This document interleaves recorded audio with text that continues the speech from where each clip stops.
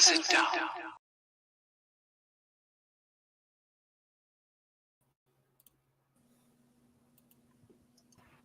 I can never click those unmuted buttons enough, like fast enough. Hello and welcome to another episode of Build, Paint, Play. I'm Dave. And I'm Jake, and we are joined by Connor and Ben from Blacksite Studios. Hello. How's it going? Hey. Hello, guys. Good to be here. Welcome. Fantastic. So you guys are joining us all the way from Texas? Oh, yeah. That is true, yep. It's the great land of the Lone Star State. Awesome. And Ben, I do have to point out that that you've got a deep South accent. Yes. I'm from the deep South. Regular, all the way down the bottom of the globe South. Yeah. I'm not native to Texas, in case people are like, wait, that guy, that's a weird Texan accent I've never heard before. Australia is like the Texas of the British Empire, though. So I have heard like, that, it and I have out. said that before. I think that's pretty accurate, personally. I can see that. You know, I've never lived in Texas, but I'll take your word for it, Ben. Yeah, it's an interesting place to live. Definitely, I had a lot of culture shock after I moved. I mean, I've been here 9 years actually. A few days ago that I moved. So I've been here long enough that I feel like this is my home now. But every now and then, I'm still just like, wow, that's so weird. I feel weird, you know. It's like this. I'll see something, or I'll talk to someone. I'll be like, what a weird place this is, you know. So, Me too. Yeah. Connor's like, I've been here for 32 years. Yeah, Texas is interesting. Texas is like, it's like America, but not. It's part of America, despite Texas's best efforts. But then also, like, yeah, there's a lot of stuff where you're like, hey, that's really weird. But that doesn't happen anywhere else in America. Yeah, that's so true. Honestly, that really is so true. Also, I will probably be the first one to throw shade at Texas, being the only, like, the person born from Texas. But I am still, it is just like ingrained in us. I topped a hill the other day, and a car dealership had a 200-foot, I mean, maybe 100-foot. It was very large. It was a 10,000 foot. 10,000 foot American flag, and then like a block over a Texas flag, equal height, equal size, and it filled me with pride. I mean, there was a swelling in my chest where, like, I will be the first one to point out flaws in Texas, but I'm still like, and there we are. There's the flag. It's incredible. Fantastic. I'll track down a photo I took of a Jeep that I saw here in Baltimore. That I think the front end of it was being held together by "Don't Mess with Texas" stickers. It was just covered in just animated. How funny would it be if the person that owns that just has never been to Texas? They're just like, I just thought the sticker was cool, and I bought a surplus box of 20,000 of them or something. They're like, no. Like, it's that guy's name is Texas. He's like Texas McGillicuddy, and he's like, don't mess with me, man. So he just bought a bunch of those stickers. Just watching the story. Walker These Ranger. are perfect. Yeah. Oh man. Fantastic. Yeah, that'd be great. Of course, the anti-authoritarian in me, being an Australian, is like, I immediately want to mess with this guy. But I didn't. I was trained. Let's say hi to everybody in the chat. So we've got Jez is here. Hey, Jez. Dave Hummel. Certis. Hey, all. Matt Bowles is here. Chris Kemig. Luis. Patrick. Mike is here. Dan Wood. Fantastic. Sean Gleason has joined us. And Josh is here as well. Awesome. Fantastic. Dan says, someone come save me from this goblinoid hell. Why are you painting goblins? Why? Maybe he's surrounded by what he's goblins. working on. Man, is it for Old World? Dan, are you playing Old World at Adepticon? I hope so. I hope that's what it is. It could be. He could be Lord of the Rings. It could be a Lord of the Rings army. That's true. Could be. That's true. Jez said, speaking of someone in the faraway land of the UK, Texas seems like a concentrated form of America. It's like Mech America or Uber America or something. Uber America. That's Texas's final form. Uber America. We'd love to see. We'd love to see. Fantastic. So welcome everybody. So yes, tonight we're going to be talking with Ben and Connor about Black Site Studios, originally famous for fantastic laser cut MDF pre-painted buildings and terrain pieces, and more recently for publishing a lot of fantastic indie games or games from indie designers. So we had when we had Malev on a couple weeks ago. Yeah. You say a couple of weeks. It was actually like a couple of months. It was whatever. It was last year. We're on the internet. Time is relative. Yeah. It's whatever we want it to be. When did the video drop? Because that changes things too, you know. Right. Well, I suppose after this, if you haven't seen the episode with Malev, you can go and check that out. Definitely good. He talks a lot about Demonship and Pit Lord and the Malev microverse, which is pretty cool. So yeah, we're definitely cool to and excited to be doing that.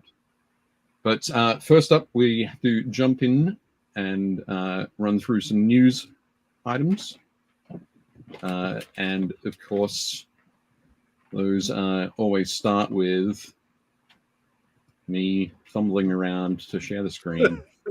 It's Dave closing all the OnlyFans windows in the background. He's like, okay, I should have taken care of this 3 minutes. Awesome. So there we go. Is a big thank you to our sponsor, the Army Painter, our season sponsor. Sponsor for season 4. But at Adepticon next week, the Army Painter team are going to be there in full force. They've got 10 folks. They're going to be in there doing a wide variety of things. So we've got Bo is one of the owners of the Army Painter. Thomas is their studio painter. Adam is the tactical marketing executive, I think is his title. It has tactical in there somewhere. Yeah, we always screw up Adam's title. Like Adam is a friend of ours, and he's like the tactical director of tactical director. Tactical. He has an awesome job title. Okay. Of course, Uncle Adam, who we had on as guest last season as well. Sam Lenz, who I'm going to be working with on a book for the Art of series. Eric Locke. I haven't met Eric, but I've watched a bunch of his videos. Same with Phil, the Glacial Geek. And of course, our friends Kat, Caleb, and Tyler. So I'm excited to catch up with them all. And it'll be meeting a few new folks for me, which is going to be cool. Yeah, at Gamma last week, I got to say hi to Bo, and I hung out with Adam a little bit. I hung out with Uncle Adam a bunch. We were chatting a bunch at one of the after parties, and then I ran into him again at the airport. We were like kind of catching up, and he's like, "Are you gonna get your army painted done in time for Adepticon?" And I was like, "Fingers crossed." So fantastic. So exciting stuff there. Gonna be looking forward to that. Speaking of getting your armies done, Jake, tell us about this photo. Yeah. So my camera does not take the best photos. These guys are basically done. I'm putting on their snow. They're all done now. I just got to wait for it to dry, and then I'll put on I have a bunch of the little Army Painter like tufts to put on all the spots that I left uncovered. Those will be covered with tufts. And then I just need to do waterside transfers and seal these guys, but I'm not going to do that before Adepticon. I'm just going to work on getting the rest of the army done. Right. But these guys with these guys now done, all my troops are done. So all my troops are done. Most of the characters are done. I think I have the lieutenants are also kind of in this process. They're basically done. I just got to do a couple washes and then do their bases. So my plan tomorrow is to finish the Death Company and try to knock out as much of the captain as I can. And then tomorrow's supposed to be 60. So I'm going to base coat all of my tanks. And then my plan is to try to get the tanks done the rest of the week between now and Sunday so that I can box up my army and have it shipped out. One of our locals, one of our regulars in our store is going to drive out to Adepticon. So she has volunteered to drive a bunch of people's armies out there. So I'm going to have her drive out my two armies, my 40K army and my Horus Heresy army. Awesome. That is always like a struggle, right? even when you have great storage solutions, it's like you can't fly with all this stuff. It's gonna. So I had to figure this out last year. So if you take like the Battle Foam 432, which is like it's like a fat suit. It's like a fat briefcase. That one will fit in the overhead bin. Oh, interesting. And I think you can technically do they have another one that's like almost the same size. It's like the 350 something. It's like a weird rectangle, but you can't do anything bigger. So like I have two 720s, which are the big one. It's like if you turn it sideways, it looks like a record. So it's probably like 13 inches by 13 inches, or 13 inches by 18 inches. That one is too big to fit in an overhead bin, and both of my armies take up one of those. So I have two of those to transport. It's just not possible. Like if you play anything that's a skirmish game, you're golden. Yeah, that's true. Or I guess again, you could play a custodes list that's like 14 models, like, and you'd be okay. But yeah, excellent. Well, I am also working on mine. Dave has painted more than Jeff, myself, and John combined. Sounds about right. Because it's Dave. Like, I'm also like insane. Got my bikes done. Those are rad. So Those are sick. Those are really cool. It's a 3D printed sort of adjustment for the or conversion bits for the jet bike parts. Yeah, it makes them like a repulsor. It has like the skin on the front, and and then some 3D printed sort of energy bits to make it look like it's flying along and crackling as it goes. Yeah, that's really cool. I like that a lot. I've got a few jet bikes. Speaking of custodes, a few of those jet bikes that are still on their, like, I put them on sticks to paint them because I was doing some airbrushing and stuff. Yeah. And I have the base and I have the bikes, and I'm so hesitant to just stick them on the pole because there's so many cool effects you can do with those things. Yeah. I actually saw this. It was I didn't see it with the bikes, but I saw it with like a repulsor executioner. I think it was somebody who goes to your store, Jake. Alessandra plays 40K on Instagram. Yep. And she did a larger one on the base with the repulsor, and it just looked fantastic. So I was like, I'm gonna find something similar for.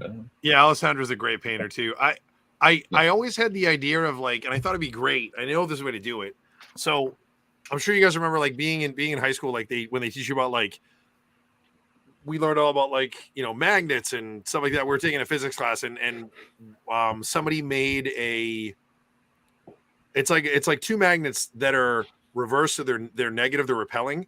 And then my teacher did a thing where he basically floated one on top of the other one, so it would just float there. And I was like, I really want to find out a way to do that, to have my repulsor actually float on the base. I think that would look super cool. That would be awesome. It would be fantastic, but you just know that it's somebody will knock it, and it'll just like then be spinning for the rest of the. Oh yeah, it'll never stop moving. It'd be like a rail cannon and just like take off. Just spin faster and faster and faster. That'd be awesome. Cool. Okay, going back to this. Jake, what else do we have? I'm also going to be playing some Necromunda at Adepticon, so I finished off this little Lady Hera and the entourage. I think I showed the photo last week, but I didn't have the weapons on Lady Hera finished. I like how casually Dave throws in in addition to the 6,000 points of Space Marines I'm painting, I also threw in a Necromunda again because I figured, what the heck. Why not? Ben, is that what the one our friend sculpted? Lady Hera? Yeah. Yeah, I think he might have. I don't know. I need to check that. We had a friend that was sculpting for GW for a while, and I'm pretty sure he sent that one through and was like, "Oh, this one's getting released. I worked on it like 3 years ago." Yeah. It's a super cool sculpt. I really love it. Stephen May? Yeah. Yeah, cool. Excellent. That's super cool. I love the breachers too. The breachers are awesome. Yeah, sweet. Awesome. Another fun photo. My daughter was getting a bit creative this weekend, doing some painting some 2D art, and then she also Nice. Ooh. decided to paint that, and then came down and showed me, and I was like, well, "That is amazing! That is super cool. Let me take a super look." cool. So Dave had a little single to your father, but my artistic gene did get passed on. yeah. So yeah, Really cool. fun then. Oh, okay, yeah. Next up, so we've got our hot tips of the week. The first one I want to mention is Augustus Brass. For any, particularly any World Eater fans, any corn fans, you will love this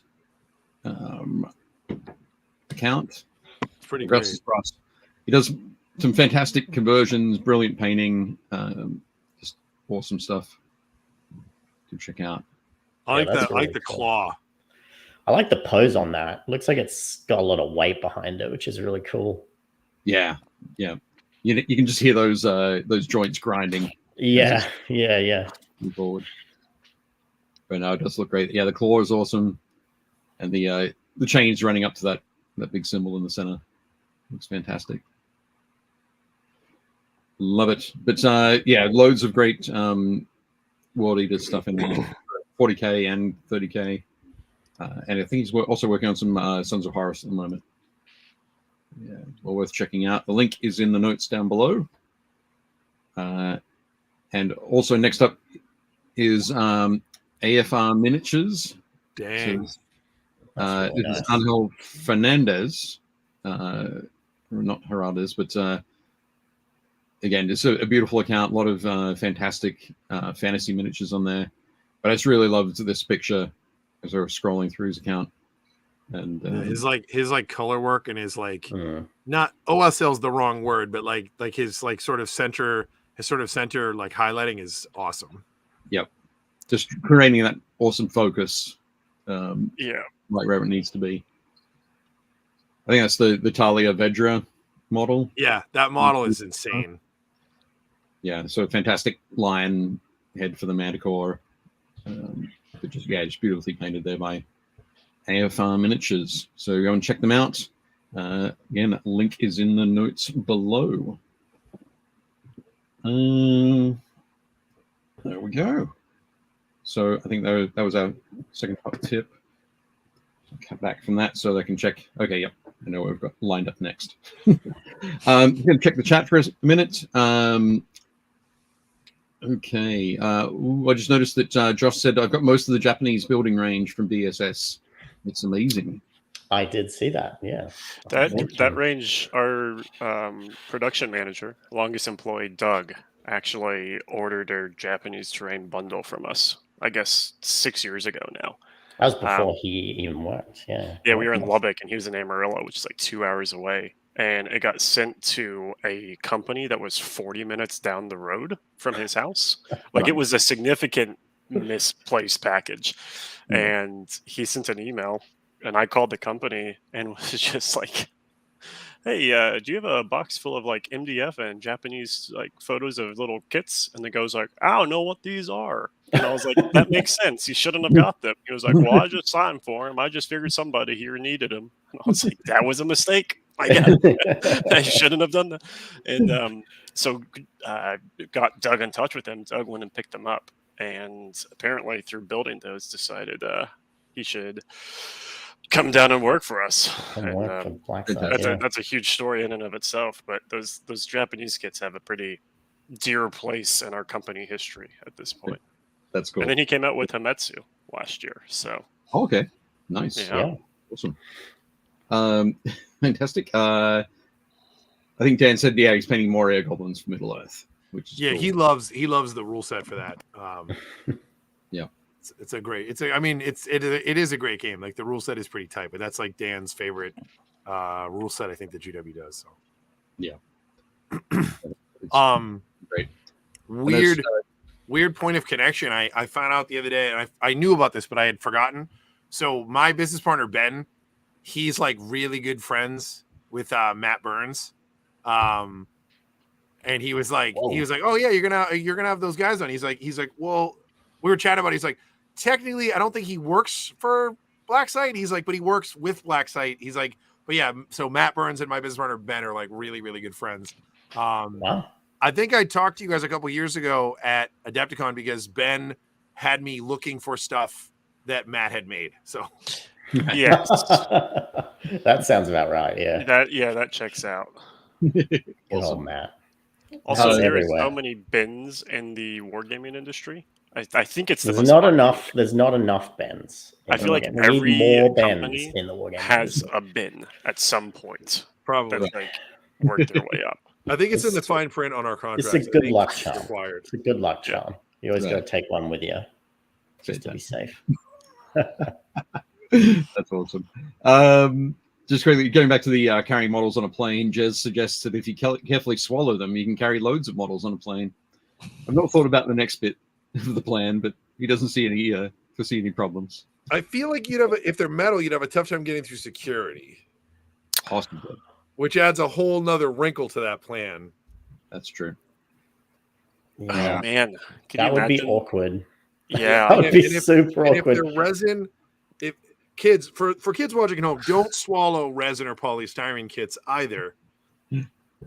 Don't swallow swallow any kits. Only any kids. Yeah, don't do that.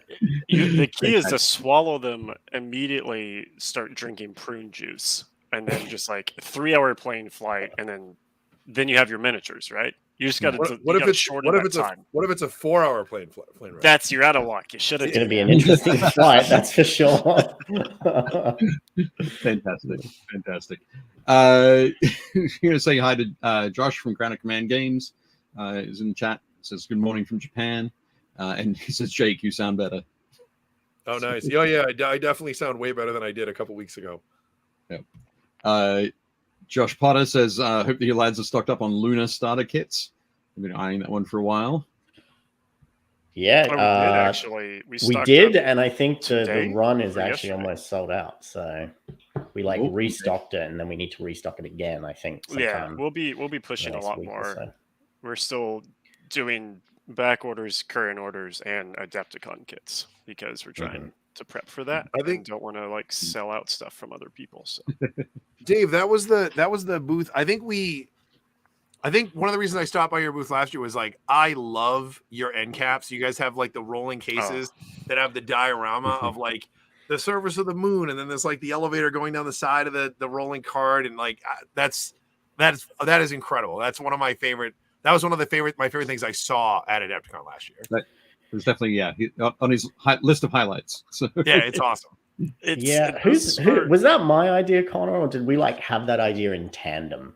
Where it was like, I think it was your idea. I'll give you credit for that one. Okay. I executed I'll the accept it. framework, the carpentry. Yeah. But I mean, when it comes to carving cliffs and rocks, that's you've had a long history of doing that. And so, oh yeah, well, yeah, that's very true. We can get into that at some point, but So- yeah. Question for you guys about Lunar. So Yes. Lunar is basically and I've been watching a lot of For All Mankind. So Lunar is kind of like season 2, right? When like the Soviets and the Americans are fighting on the moon. And there's like the Chinese and everything as well. Yeah. Isn't there is there a zombie element to that game, or is that another game? Because I thought I saw one that has like a cosmonaut that has there's like a thing through his head and he's missing an arm and he's like walking like brains. Is that another game, or is that like an expansion for Lunar? That is No, a yeah. nod to Lunar. it's a So nod to it, yeah. that miniatures in I think Horror Pack E.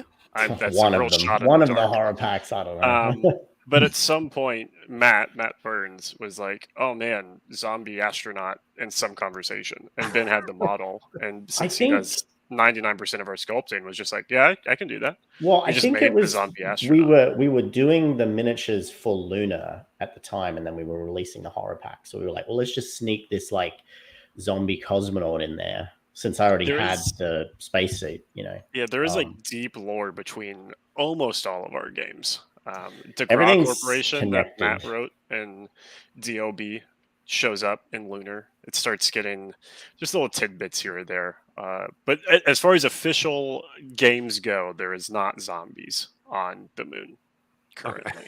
That's just a cool meme you can use. Yes. It's just fun, and we just wanted to make a zombie astronaut because we feel like there should be more of that sort of thing out there. yeah, I agree. Awesome. I think it's since I had the Luna picture next that I should throw it up while we're talking about Luna. But just going to say hi to Corey Sullivan who's joined us. Hey, Myrtle23 says I can confirm Ben is Aussie. that's true. And Keith has joined us. Hi Keith. And Jez is asking, is Luna getting a release in the UK and Demon Ship?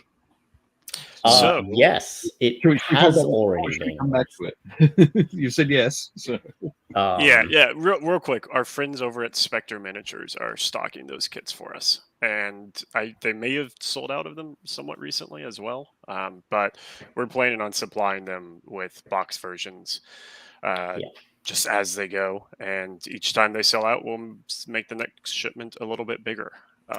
But that's all wrapped up in Adepticon prep and our normal production flow. So that'll be like a few weeks before it lands again. Okay, cool. Awesome. Lee has also joined us. Hi, Lee. Lee's from the UK too. Awesome. So fantastic. So yeah, before we jump in and have a look at a bunch of the games that you have worked on, I wanted to talk a little bit, or sort of get a bit of the origin story of Blacksite Studios, and talk a little bit about the fact that you guys were the first. You might still be the only. I can't remember. Doing the pre-painted laser cut MDF terrain in the US. So, in the US, I believe. There's pre-printed terrain going out, which is fun. We aren't doing that yet, but I think it's pre-painted. We're really the only ones in the US right now. Ben and I met, gosh, 8.5 years ago. How long were you in the States before you started? It was probably about a year. So like 8 years ago. Yeah. I started as a carpenter at this company that made model train layouts. So, I mean, they would do all the way from museum installs to private collectors, up to like 1,300 square feet of terrain model train layouts. And I started as a carpenter there and then transitioned into some of the electronics for it. About a month after I started, Ben showed up to start doing the terrain side and laser cut modeling of like famous train stations and things. And because it was a pretty small company, less than 10 people most of the time, they had some contractors come in. But Ben and I started working pretty close together because I'd build the frame and the table, and then we'd start working terrain elements, and he'd be like, hey, I want to put this building here, but we need to do electrical up to it. And then I was like, man, laser cutters are cool. I kind of want to get in on that. So I started getting in on that, and that's where we met and kind of kicked things off. We actually played. He introduced me to tabletop gaming. I was aware of it. I was like, how'd you learn to do this stuff? And he said, have you ever heard of Warhammer? And I was like, man, I've heard of it. I've seen it. I've read about it. I've never played it. And he was like, oh, well, that's kind of what I grew up doing. And then he introduced me. I think at that time, Necromunda had like just re-released, or I think it was just the Eschers and the Goliaths at that time.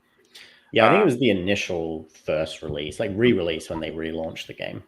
Yeah, and so Ben was like, hey, like, would you want to play? And I was like, yeah, sure. So we made an Escher and Goliath crew and made our first protos of terrain, and started playing on lunch breaks, which Necro is a great game for lunch break playing, by the way. It was like, we were like under 40 minutes. We're like, we can eat our lunch and then we can have a quick game. Yeah. It was a lot of fun. And we eventually, my wife got a job 5 hours away from that company, and was gonna move with my fiance at the time. We were getting married, and then 6 months later she was going to start this job. And so I was like, hey, I need work. This stuff we've been doing, do you want to continue kind of doing it and potentially make a business out of it? And we got a laser and stuck it in the most atrocious 1950s garage that had a floor with a this was 11 in Dallas. This was an 11-inch differential from like the edge to the middle to the other edge. Oh, nice. It didn't fit any modern cars. Like My mom at one point had this little bitty Lexus car that she just loved, and she like pulled it. Dog came in. Okay, she like pulled in, and we couldn't even close the garage door because there was a shelf and a little Lexus, and it was just the teeniest thing, but it fit a laser. And we made the Hive construct terrain, which is what we played Necromunda on. We sold that in November of 2017. So yeah, that's crazy. Coming up on 7 years ago now. Yeah, it's just grown since then. We got Doug about a year and a half, 2 years after that, and then picked up a few more people, and then a few more, and then moved. Now we're outside of Waco, Texas, heart of Texas. Have 7 full-time employees in conjunction with Ben and I, and then a ton of contractors, not employees, like Matthew Burns, the writer. Although he's in the fold for sure. Yeah. Awesome. Just quickly, Scott, I forgot to mention Scott's comment earlier, but Scott has joined us. Hi, Scott. He says the Fantasy Scatter Terrain Pack from Blacksite Studios is the ultimate terrain set for any fantasy game, Frostgrave especially. All the stuff is great. Recent stuff especially. Well done, guys. Well done, dudes. Scott, Thanks, Scott is notorious in our streams and in our Discord. He's being extremely friendly right now. Yeah, Not that he's unfriendly. I was like, that's high praise. He's a funny dude. Yeah, I love Scott. Yeah, we used to come and hang out in some of the like Don't Look Back streams we would do, and it was always a good time. So Scott was the one, and I feel like he's the only Canadian I know. That was the one where he had like multiple trucks that kept getting set on fire. I don't know. It's like he was in charge of Scott, logistics for like deep Scott Law podcast. Yeah, I think of like a shipping logistics for a refrigerated trucking company, and apparently those things like they park them, and if you don't shut them down correctly, they just combust. And it's we just sit there in DLB streams, and he'd be like, "Oh, another truck caught on fire today." We're just like, what? That'll be an expansion for the crates game. Yeah. Fire. Exactly. If that's not Scott, I apologize. And if it is you, then I do not apologize whatsoever, because those are great stories. I'm pretty sure this going to be the same Scott for sure. That's awesome. Fantastic. Yes, lost three trucks in 6 That's what months. it was. There you go. Yeah. Wow, Fantastic. that's crazy. That's awesome. Cool. So 2017, put out your first set of kits, worked on a wide variety of kits after that. Bunch of different genres. So an Underhive kind of kit, obviously sort of feudal Japanese kit.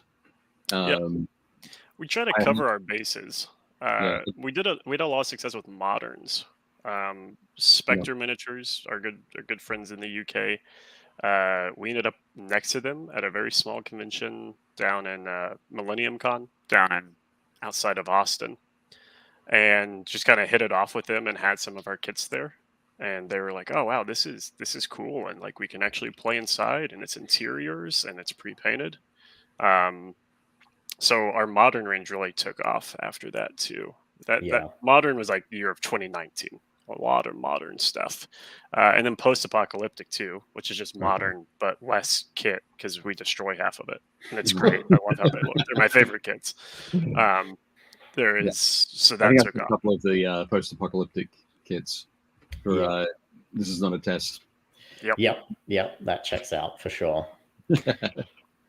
Fantastic. So along the way, so you're doing all this terrain designing and building these kits and building the business, growing the number of staff and coming out more and more kits. At which point, I guess, did you go, you know what, we're going to publish some games?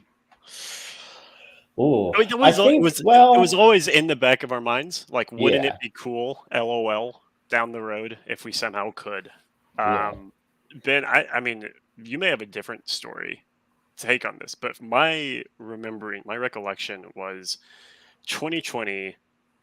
I guess it was 2019. Yeah, that's when we released Don't Look the Back. First miniature. 2019. So we were making pre-painted MDF for other people's games. Yeah. Which it was successful. It was fine. but we were like really having to chase the market and be extremely reactive and have a lot of stuff in the chamber so that when a game picked up steam and got popular, we had the gun ready to go, so to speak.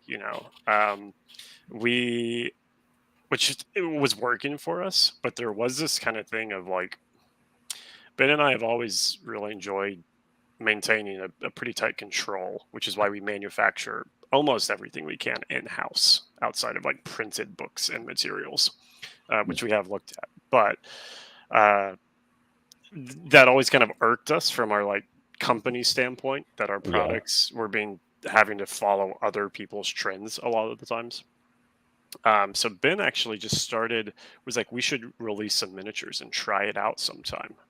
And I was like, cool. I can't sculpt miniatures. And Ben, you said, oh, I used to sculpt like green stuff minis. In fact, we found some of your old green stuff minis. Some of my real old sculpts, yeah. I still have some. He was like, but maybe I could like learn to sculpt digitally. And then I don't remember, but you just like, from my point of view, didn't do any work for 2 weeks, but it's because you just spent 2 weeks straight binging digital sculpting videos. So I think this kind of coincided a little bit with COVID hitting. No, and that's what I was trying to figure out if it happened 19 or 20. I'm pretty sure we released it's all a blur. I'm sure other people can attest this, but at this point, it's all a blur. But I remember at some point, you and I had the conversation where we were like, okay, like if things get really bad, obviously we have employees that we're responsible for. We need like a source of income that isn't dependent on someone having to like be in a warehouse and run a machine. So I was like, a lot of people are doing digital STLs. Why don't we kind of get into some of that? It's just like worst comes to worst, product, stuff actually shuts down. We can't go into the shop. We can create digital content and sell it online through that means. Yeah. And I always wanted to kind of get back into sculpting. I always wanted to learn like ZBrush and stuff like that. And I think that was kind of just like coincided with being also stuck at home. So I just was like, all right, I'm just going to teach myself. Like, it's kind of like cold turkey. I just sat there and sculpted stuff until I was like, okay, I think I'm good enough at this point. And I was just sculpting whatever I wanted, weird space horror stuff. Like it was just like at the time. I say 2 weeks. You do. Ben has this knack where he's just like, I'm just going to learn how to do this thing, and he just disappears for 10 hours and just grinds away, and then is like, hey, I did the thing, and I was like, well, so my background is in set and costume design. That's what I studied. I went to TAFE art school. I studied that. So that's like an industry where you have to like do a lot of stuff yourself. It's like, oh, I'm doing this Fringe Festival show and the budget's $200, but the director wants all these costumes and this. It's like, okay, well, I guess I just need to learn how to sew some jacket or something, right? So there's a lot of like brute force learning that you have to do. And I've always enjoyed that, just like picking up new programs and just learning them and tinkering with them and stuff like that. So it's very. There was a point where I thought you were very adept at Adobe After Effects, and I was like, oh, you just open After Effects and do it, and you're like, I don't know After Effects, and I was like, but you've given me all these things that you've made in Adobe After Effects. What are you talking about? And you're like, oh yeah, whenever we need a thing, I just sit there and watch videos for 6 hours. And that's true. That's the other thing these days. But I don't know how to do anything else. Like I only know how to do that one thing. Like no joke. How I learned how to use ZBrush was I just opened the app, and Sean Sutter of Relic Blade uploaded this really cool. It's not really a tutorial. He just like showed his process of sculpting a single miniature. And so I could kind of watch from start to finish, like how using that program would apply to making miniatures. Because ZBrush is used for all sorts of other things that are not tabletop stuff, right? I mean, I would say tabletop's a pretty small part of the pie. So, 80% of what that program does, you don't really need. And so I was like, okay, this is a really good kind of thing. And then I just started making stuff, and I would just, every time I made miniature, and I just Google it, I just look it up on YouTube and there's a video for it, And so that's one of the good things about the internet these days, especially with, platforms like YouTube, is you can almost learn how to do anything when it comes to apps. And so that was a big help. And I just did that for weeks and weeks. So yeah, you started. I think the timeline is you started making minis to kind of diversify our product range. Yeah. Just because, like, what if we ran out of the world stops making MDF one day? Like we can't go that far down the manufacturing where we're making our own MDF in a factory down in South America or something, right? So you started miniatures. When COVID hit, I think that's when we really pulled the trigger on, like, let's make a game. Yeah. Like, we have terrain, we have miniatures, we can order books, we can probably put together something that's going to be pretty cool. You'd be fine. Ben could just watch a YouTube on how to make MDF. Just make how to make game, and he just makes. How do I make MDF? And then Yeah. No, and at the time we knew. Glue, industrial press, just yeah. Matthew Burns he had ordered some, like, custom terrain. We used to do these contraband drops where we would do, like, miniature displays and do 3 or 4 of them and then sell them. And it would just be kind of like, we'd take our kits and we'd do some crazy stuff. We'd flock them. We'd add terrain elements. We do basically all that old train layout stuff, but for wargaming. And Matt had bought some of those, and I forget if we had met at a con at that point. No, he was just like a customer, and he would email and we'd kind of chat, and then at some point, I actually forget how the conversation kicked off, but he was just like, do you guys, I'm really interested in publishing a game. Do you guys know of any companies that I could talk to? So we had started writing Lunar in 2019 and had that framework which is why everyone, and Jake, this is not throwing shade at you, but everyone's like, it's just for all mankind. And we're like, no, we wrote it before then. We just didn't release it till after because we didn't know what we were doing. And then we felt really good about RS1, which is like the next expansion for it, and it dropped right at season 2 of For All Mankind, like a week after. And everyone, again, just like, you're just copying For All Mankind now. And it's like, no, it's taken us a year to write this book. Like, there's no way we could have done it in the week since the last show dropped. Anyways, that's it. We had started Lunar. Matt approached us with a game that we actually haven't put out, but he is working on again. That's his real close to his heart game. Yeah, that's his like passion project game. And he was like, I have this game, if anyone's interested. And we were like, we're kind of interested. And we were, I forget how Violent Dark came about, but that was the first game that he kind of started writing for us. We started tinkering around and chatting about doing like a space horror game that was kind of cooperative and very like to try and tap into that like horror vein, because I hadn't really seen anyone do anything like that as just like a miniatures game. And then I think I was chatting to him one day and I was just like, you could just replace the alien with like a slasher killer and it would be like the perfect 80s horror game experience. Because he'd already nailed the mechanics of like, playing against like a randomly generated threat. And he just went away, and it was like after the weekend he'd written his like first draft pitch for Don't Look Back. And then we were like, okay, forget the space horror idea. Like we'll do that at some other point. I was like, creating the slasher horror instead. Yeah, I was like, this is a really good idea. Like there's something here for sure. Yep. And so by our powers combined at that point, we did the cabin, the rules book, the MDF measuring knife, the VHS with the miniatures, which we weren't making miniatures in-house at this point. We had been sculpting them, but we had a buddy up in St. Louis that was casting them for us. And we put together this kind of like tabletop gamers all-in-one starter box. I mean, it was very like DIY. You still had to build the stuff and paint the stuff. So it really was pretty far from a board game, but kind of tried to encapsulate that Don't Look Back experience as best we could.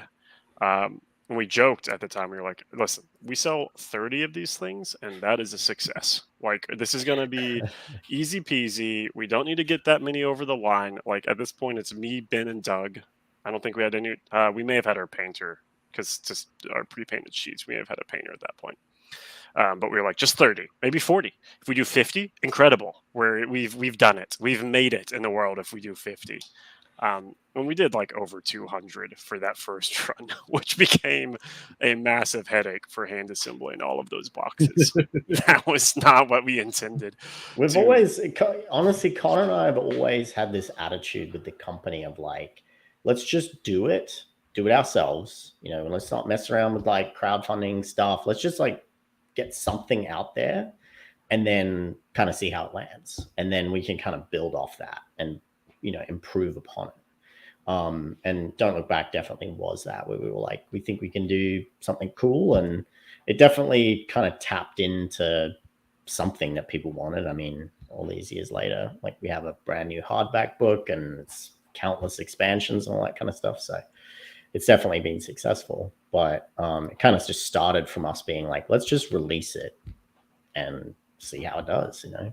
I just scroll through, like, I've seen a lot of your terrain. Like I think you guys make some of the coolest terrain out there. I love all the feudal Japan stuff is super cool. And there's a bunch of like really great bits. You guys do a lot of like, there's a lot of companies that do, you know, MDF terrain. Like Sarissa makes good kits in the UK, and there's a couple other guys. But like, you guys have a lot of very specific pieces that I just think are amazing. Like the Torii Gate, the Japanese castle with like the foundation is awesome. The German like radar rig, like they're very specific pieces, but they're so cool. I'm like, you could use that playing Fallout. You could use that playing like any World War II game. Like, that's just really cool. But I was just scrolling through all the Don't Look Back stuff, and I've seen a lot of it. But at the very bottom, there's the drive-in movie theater. I was like, that's incredible. Like, I was like, now I'm like, how can I squeeze a drive-in movie theater into one of my games? Like, that was Doug that designed that one. Yeah. I think we were just like, I think I said to him, I was like, hey, it'd be cool if we did like a 50s drive-in.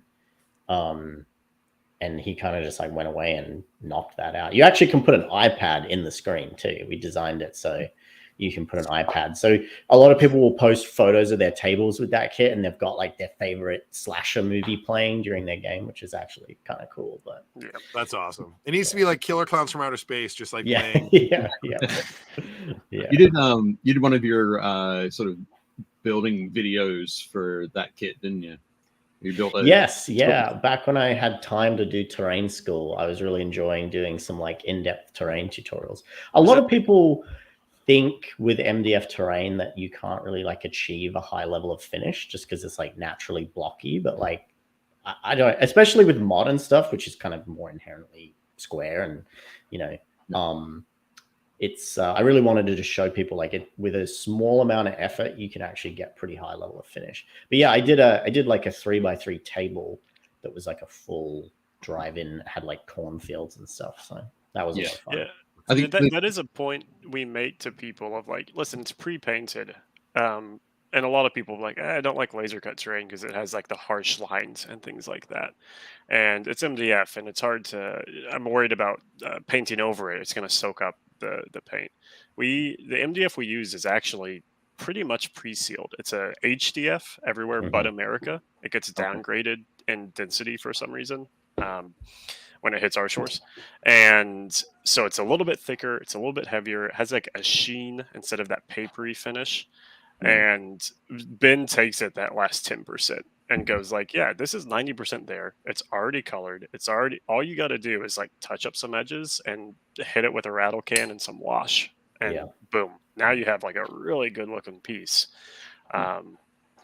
So yeah, it's that particular video is also very entertaining. So and I love watching the style, your video style. Speaking of contributors, Malev just jumped in. Hey, there he is. Hey, Malev. He's in the chat. I've not painted pretty much any of my BSS NDF. I mean, for the majority of people, they just put it together and it's good. And like even when I'm doing displays, like we have a really nice Hametsu display that that's coming to Adepticon with us. And most of the kits I just dusted with a little bit of white to kind of give it that like snow blasted effect. But I didn't do any weathering or painting on them because, you know, they already look fine. Yep. That's cool. That's cool. So now that Maleva's here, I think it might be the right time to pull up. He's Pit Lord. Pit Lord. Look at that. So Look at that color. when we had Maleva on last year, we talked about Demonship and the concepts of playing a game within a 6-inch by 6-inch area, a minis game, 28mm minis game in that space. So Demonship was the first one.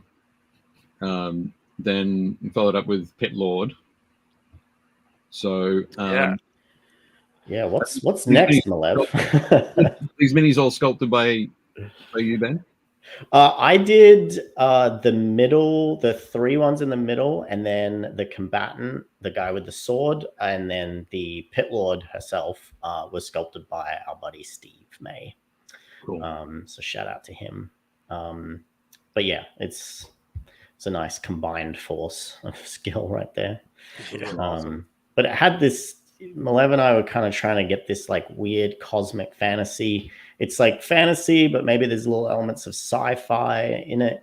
You know, it's like the heavy metal movie.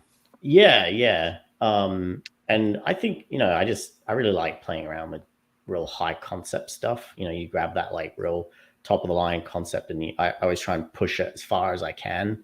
You know, so it's like Don't Look Back. It's like 80s VHS. Let's just do that like to the extreme. Pit Lord's kind of like, you know, and I always like using a lot of color too, which Connor always kind of makes fun of me for. Like, there's a lot of color in here, and I'm like, well, I comment on it in a weird passive aggressive way of complimenting. Yeah, exactly. Awesome.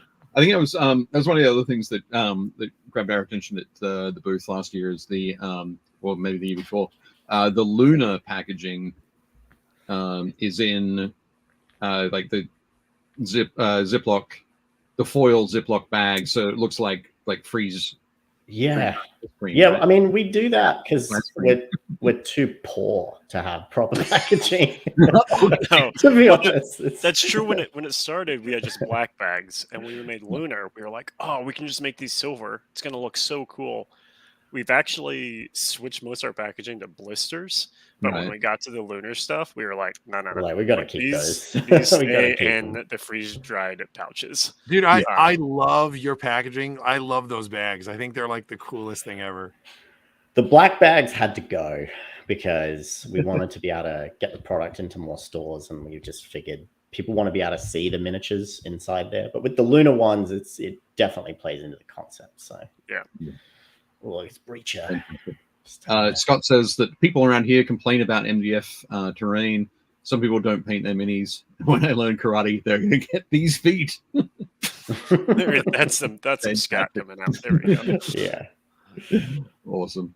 No, that's great. Jake, you said you have a very high perception score. Yeah, because Josh was like, "How do you know Maleva's here? He's a shinobi. You shouldn't be able to see him." There you go. Oh, yeah, there you go. And I was like, "I have a really high passive perception score. I just knew he was here." Maybe Malev's just not on shinobi duty right now, so he's allowed to be out in the open. He's just casual. Malev, the casual person in chat. Awesome. So Breacher, also written by Matt. Yes. So Breacher was we played a lot of Spectre with our friends, Justin and Steve, and there's an element of Spectre. I mean, it's ultra modern. It's supposed to be very like hyper realistic. And we like a lot more squad, a little bit more fantasy, a little bit less real world in our games. And Matt approached us and was like, "Hey, I have this like kind of action movie game idea, but it's got some interesting bits here or there." And we're like, "All right, what's going on?" And essentially, you play as the Breacher, and it is one character versus the Op 4, which is anywhere from 4 to 10 to more. And the more they have, the more points and abilities your Breacher kind of gets. It ends up being really fun. There's some on our YouTube. I think the streams that we played through during the backroom events are on that. It feels weird going in with one mini versus like 12. Right. But dang, if you don't feel good when you just start John Wicking your way through a warehouse, it's really fun. And that actually also, I mean, Matt is writing all the time. And that plus the shoot house terrain, the original concept of Breacher was like right after Don't Look Back. Because he smashed the rough draft of that one out before circling back to Violent Dark. So I mean that was in late 2020 when he wrote the first rough draft of it. And it's changed a lot since then. But last year he started getting a little bit more excited about it, and we were like, "Hey, you wanna lead off the year? You wanna go into 2024 with Breacher?" And he said he was down. So it's pretty fun that you can see the Breacher sculpts there are pretty full of character. And those were done by Steve, who runs Spectre. When I get my copy of this, I'm totally painting that guy in the middle to look like Conan O'Brien. I was like, let's see how long it takes for someone to mention Conan O'Brien. I told Steve, I was like, Steve, everyone says it looks like Conan O'Brien, and he's like, I don't know how. He's like, I didn't even look at him once. It's just one of those. It's the things. hair. It's the It's the poof for sure. Yeah, for sure. Yeah, definitely that guy there. Yeah. Awesome. That's Conan. You play as Conan. It's the way I played with my Breacher of Conan was very Conan-esque. I repeatedly failed tests of jumping through windows and doors, and then would just like fall through and then hit the ground and injure myself. So I could really imagine a gangly 6'4" Conan O'Brien just like pretending to be John Wick going through the warehouse. That'd be great. Definitely cool. Can you imagine John Wick, but instead of getting Keanu, they got Conan O'Brien, and they're like, wow, it's a totally different movie. I mean, it would probably do really well. Let's be honest. So. Oh yeah, I'm not sure it would have as many sequels in probably not. No, he's like it's a spin-off series. It's he's John's younger brother, Jim Wick. Jim Wick. I don't know. But let's talk about Night Thirst. So yes, Night Thirst, and I should say that we're running the backroom right now for that, and it ends Friday at 8 p.m. So if you've been thinking about pre-ordering, then we have 3+ days left. Night Thirst was a really, really awesome project. It was written by Whittle Goblin, or Witty as we call her. She's been streaming and she's been in the hobby space as a content creator. And she kind of pitched this idea for this battle royale vampire game. And she was like, I really want to write this. And we were like, we really want to publish it. So it's a lot of fun. It's a pretty easy pitch. You're basically playing as a vampire during this event called the Night Thirst, and you're sort of hunting prey and collecting blood. And there's in the top corner, you can see the different vampire types there.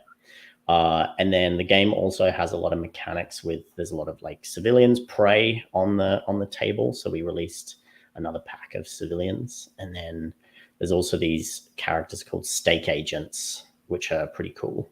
So, or agents of stake, I guess. And they can kind of come on counter vampire force. They show up and they're there to try to quell when the vampire start getting a bit out of control.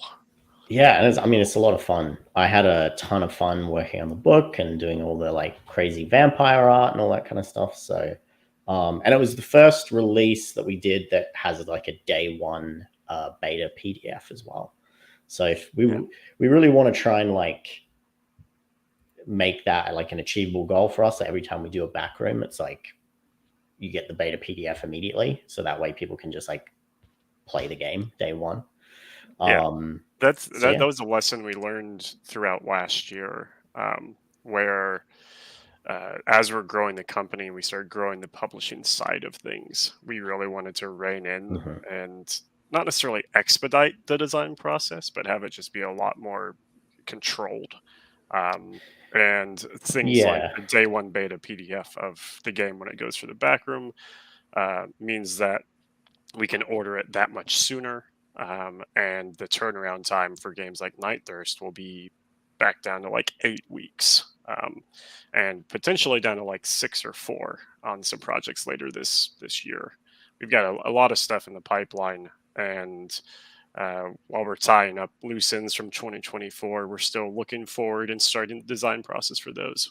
So we really, these kind of like independent writers, these indie projects that we're working on, we want to just like get them in and get them out into people's hands. We don't want really long delays or just general waits, even if they're expected, because if the game isn't in the person's hands on a tabletop, then why did you write it, sort of thing. And so we're just trying to crunch in that time scale. So backroom is essentially like your pre-order period. And there's basically is there a virtual backroom, which is kind of the spot where people who have bought in can be talking with each other and building that community? The closest thing would be our Discord channel, which we use pretty extensively now. And in the past, we used like Facebook groups and stuff, but these days we're kind of switching a lot of that community stuff to Discord. But yeah, when you're launching a new product, it's always a good idea to do it with as much kind of like splash as you can, because it gets people really excited and it kind of like, really energizes the release. And that's something that we kind of learned.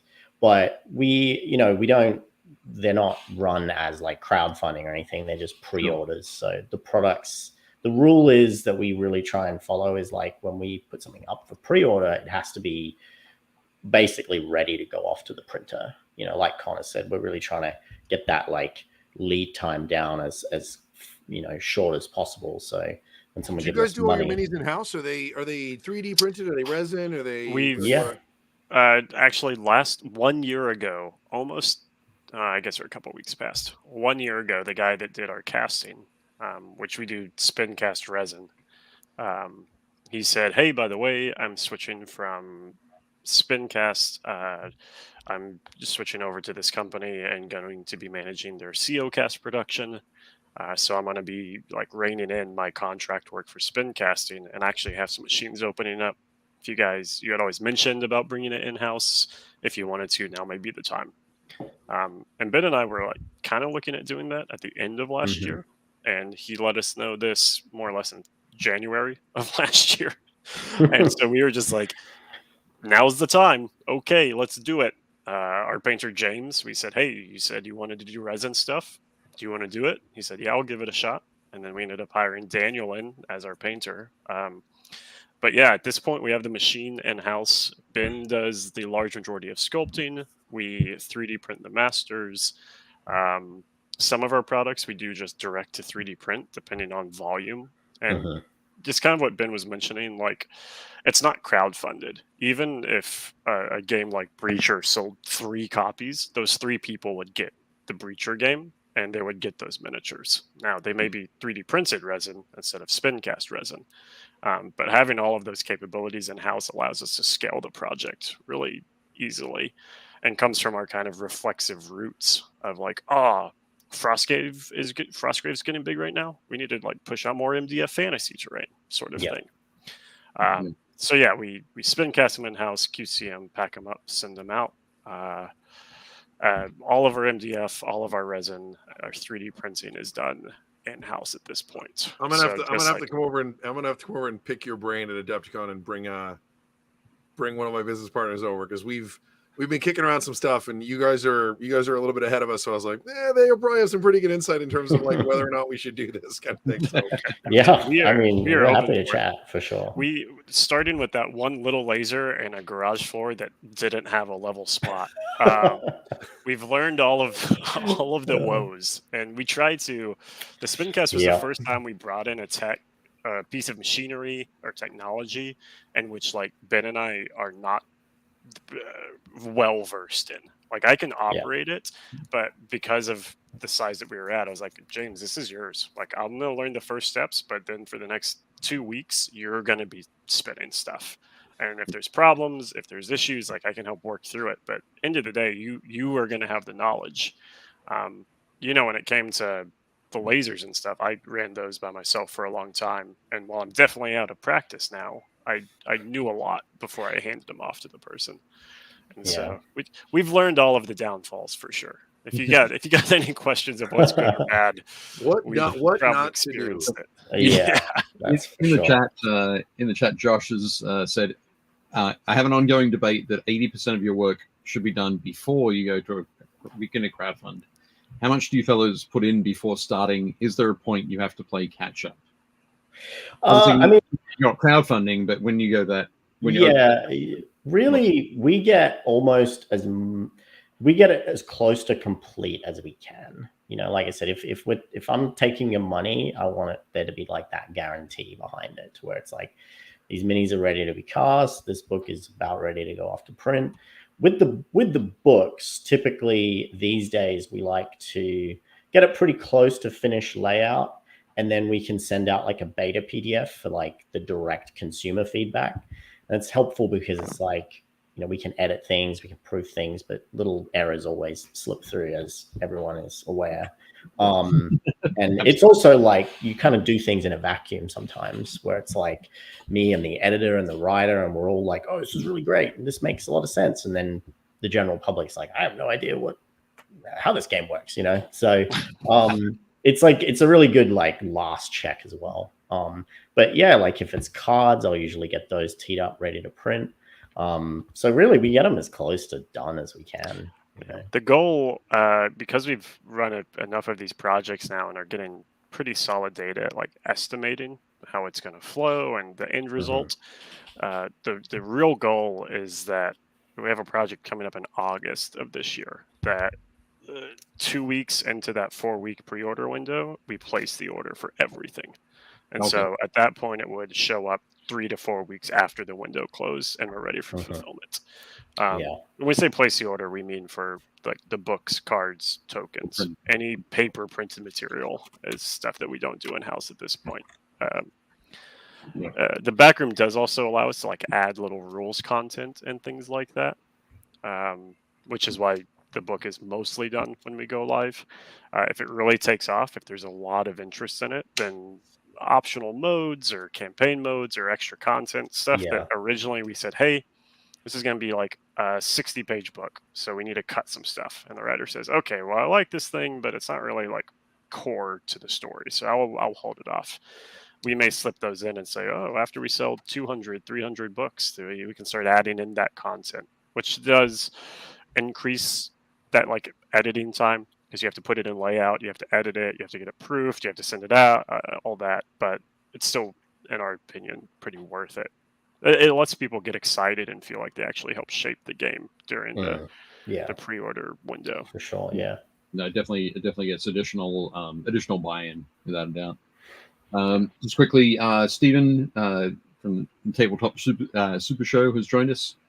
He says, Black Site Studio, great models. I own quite a few. I love the Proxy Blade Runner sculpts. Okay, how many? What? I don't know what he's talking about. Don't sue me. Fantastic stuff there. And Scott says, Ben always makes sure the product is ready to go, just like Dave Taylor, bound by his birth nation's law of break the deal, spin the wheel. There you go. Yeah. I gotta say, I think, Scott, you'll find that the Ben might not have been born when Beyond Thunderdome was released. So. No, that one goes over my head. Yeah. But it's a shame. That's fine. I know exactly where Speaking of Australians, Mick Palazzi has just joined us. Welcome, Mick. Fantastic. Cool. So the next photo that I had up, ready to go, just for a quick change before we jump into talking about new products for Adepticon, which is where we're going to go to, is... yes. Crates. Carpentry handiwork. I snuck this in because Dave was like, hey, can you send me some photos of like some stuff to show off? And I was like, I want to show off the crates that Connor has been building. These crates have been, I mean, this is a journey.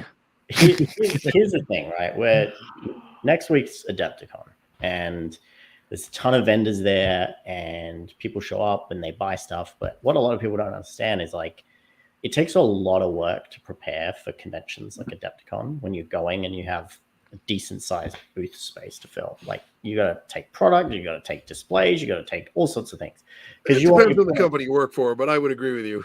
Yeah, that's true. Well, and that's a solid point. We Ben likes to say that we have the problems of a manufacturing plant and an e-commerce company and a retail storefront. Yeah. And when it comes to things like conventions, it's just another thing. Like, we make products because we make it in-house. We allow it to be back ordered. When we do runs, we typically try to make enough for the back ordered amount plus stock for a little while. And sometimes something happens and all that stock gets sold, and then it's just continually back ordered. But so right now, our crew, we're set up as manufacturing. Like, we run lasers, we run spin casting, we have QC, it gets processed into inventory. We have our shipping company or shipping guy to go through orders. And then you throw conventions on top of that. And it's like, well, first off, we need to pull stock that we have on our web store, but make sure it hasn't been sold to customers yet. And we have 300 or 400 SKUs when it's all said and done. No, we have way more than that. It's probably like 600-700 at this point. Yeah, I would say 400 very relevant SKUs of products that are continually tied up. So we have to pull all of that. We have to somehow organize it. We have to get it presentable. Some of our products are really heavy. Like, those crates, when you stack them up with MDF, are like 1,000 pounds. I have a story. I want to interject and tell a story about these crates. Is it the version 1 of the crate? So when we did a smaller Texas convention, Connor had been kicking. Connor has long. The idea is like, he's like, I want everything on wheels. I just want everything to be like crazy. Wait. Let's cut this. Let's go back one.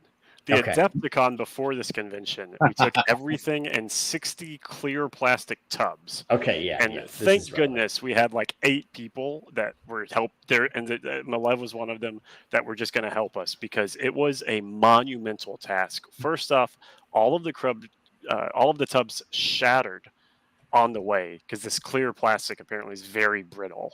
Yeah. And so MDF is incredibly heavy. Now we have 60 half assembled plastic tubs, and we had like 2 dollies, and we're just like, all right, let's get them out. And we just like go back and forth and back and forth. I mean, we had like 8 or 9 people, and it was exhausting work.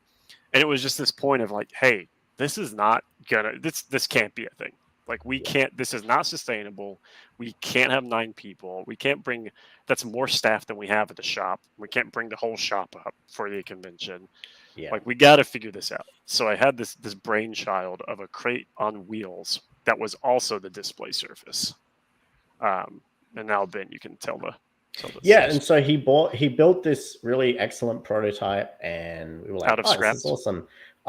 This is great. This is like, you can move it around really easily. And we took it to a small convention, and there was so much MDF on it that when we wheeled it out of the trailer, the casters just broke. We had a ramp, and the ramp had like a 1/4-inch lip before it was ramp. Right? It was like ground and ramp, and we were just like, all right, guys, we're just gonna like. John from Warlord Games was there, and he was like, I got some guys, you need some help? And we were like, yeah, let's just muscle this thing up the ramp. It's going to go great. Okay, we lined it up. We pushed it for 5 feet. It hit that 1/4-inch lip, and the wheel's just like, it just like crunched. The wheel just tore off. And so we backed up and did it again, and did it to the other wheel at that point. And there's a photo of me like holding the 2 wheels. Just like drenched sweat. Now we got it in the con. The idea was there. We got in the con. I went to Home Depot and jacked it up with a piece of angle iron, and it worked. And so now we're on crates 2. So the first photo we saw is our main crates, and after those worked at Adepticon, ReaperCon last year, we said we should make some demo plinths.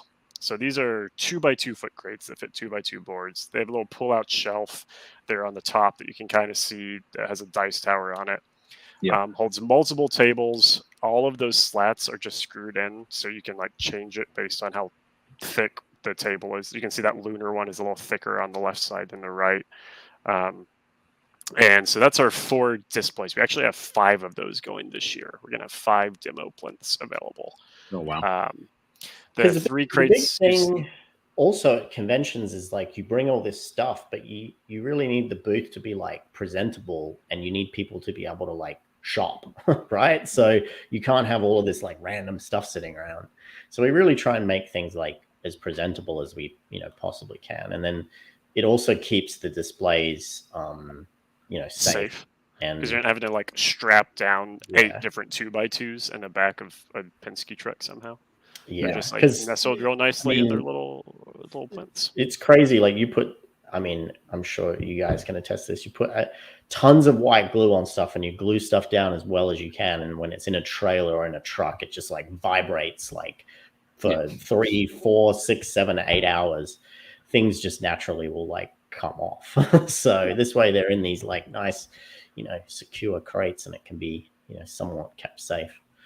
And they're all like the same dimensions, so they stack really nicely into trailers. You just like boop boop boop boop boop boop boop boop, boop, and then you just put one big strap around everything, and it doesn't move. It's great. Yeah. Love it.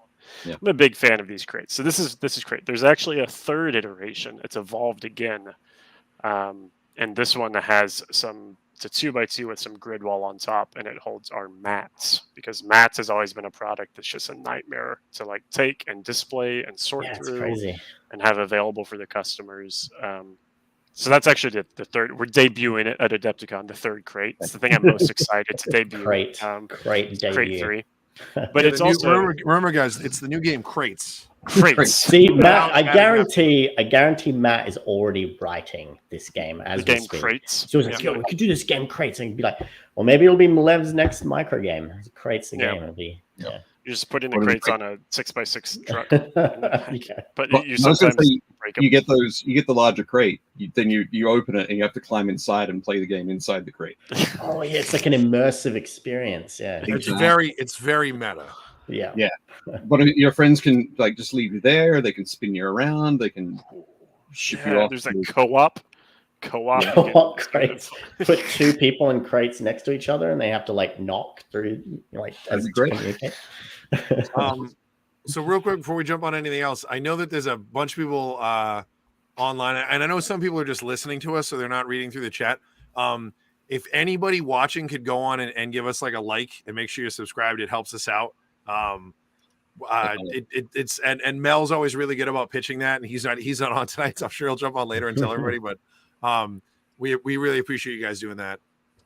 Yeah, definitely cool. Yes. Yeah, then you'll need a crate to ship your crates of crate. Crateception, yeah. Indeed. But no, when Ben sent me those photos, it was like, I think this is a little bit different sort of take, but it's one of the things I love. As you all know, I love talking about the behind the scenes stuff. Yeah, this is very behind the scenes, and this is deep behind the scenes. But it's one of those things that when you go to a show and have a wander around, you can see the booths where people are still working with those 60 half shattered crates, and you can see the booth where people have gone through that and learned from that process. Yeah. And evolved and pushed. Yeah, that's very true. And we typically favor driving the truck ourselves, because every year you go and you're setting up in the vendor hall, and you get to the end of the day, and there's still those 2-3 booths, and they're just standing around just waiting for their truck to show up. Or disaster strikes and things just disappear. It happens every year. It's like stuff just vanishes. And we were always like, oh, we don't want to be that person. I mean, it's like, so it definitely helps us. When I show up and have broken my own crates, at least I broke my own crates. When I got, the problem was we went from MDF crates, which are great for model kits and not good for crates, because that's what the scrap I had laying around, and that's why the wood. Now, 3/4 inch Baltic birch ply. No voids. It's some incredible materials. Fancy stuff. Yeah. It's fantastic. I built a whole bunch of tables for Games Workshop last year, and ended up having to build a crate that was 4 foot by 6 foot by 4 foot. Whoa. And so That's buying huge. like I had to buy 2 sets of casters so I could put 6 casters on the table. That's and knowing crazy. that each of the so that a set of 4 casters was supposed to be able to hold like 1,000 pounds. So I was like, okay, if I got 6 on there, I'm gonna be golden. Yeah. Then I was able to just like push it with one hand down the street. Yeah, Nice. Out the front of my house, so when the truck pulled up to take it away, you can just go. Yep. But yeah, it's definitely it's fun. I like that sort of stuff, as you know. But of course, Scott doesn't like Tales of Crates. But sometimes I don't think Scott likes anything, to be honest. A little contrarian. that's possible. Scott just likes Malifaux. Oh, interesting. Well, he likes burning trucks down. I guess we know. Yeah, that. yeah. Malifaux and his exploding trucks game. Fantastic. Okay, so we've got about. Let's have a quick run through what we've got from what we can expect from Black State Studios at Adepticon. So I'll pull up those images. The first image we have here is of an expansion for Yafsiga. Yeah, and shout out to Corey, who is in the chat. Corey Sullivan is the wonderful writer of Yafsiga. And this kind of is the first like campaign supplement book. It's actually the first kind of like book supplement expansion that we've done for a game. And it kind of adds this really awesome like map-based campaign. Adds a ton of cool like merchants. And it's he's done a lot of really clever stuff with the way the campaign runs. And Ben got to lean into his color even more. Yeah. See, every time I do a game, I'm like, look, what if we just use color? Yeah. I used the term with Pitlord with Malev. I was like, I just want like nuclear eye-searing color. That's what I want. And he was like, I love it. And I'm like, yeah, let's do it. Whether it prints and it ends up as colorful as I want in the end, but oh yeah, there's the map that you can see. But yeah, Yafsiga has this. People go into this area called the Bloom's Reach, which is this like ethereal oil slick thing. If you ever seen the movie Annihilation, we kind of were a little bit inspired by that kind of thing, and it'll like, it really ties into a lot of the like design and art style that we kind of went for. But yeah, we have a lot of fun with that. So yeah, this this spread that we're looking at with the Bloom Tide and Null Beasts, that initially I thought that oil slick sort of look across there was like lens flare from the photography. Oh. But I'm guessing that that's actually part of the art. Yeah, I painted that into the.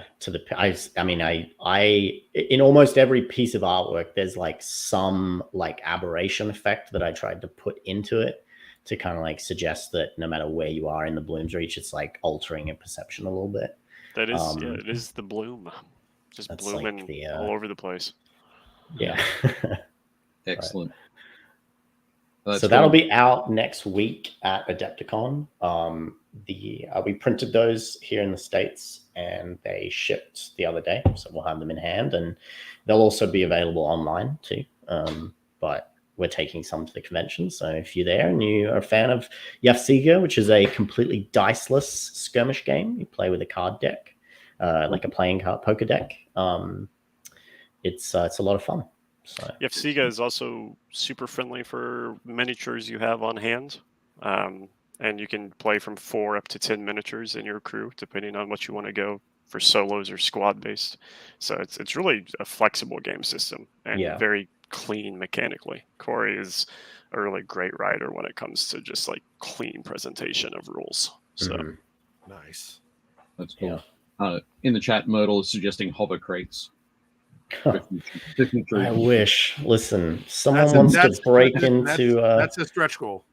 Yes, that's a stretch goal. Yeah, we'll break into Area 51 and steal their hover technology that I'm sure they've got hidden somewhere. Awesome. Fantastic. So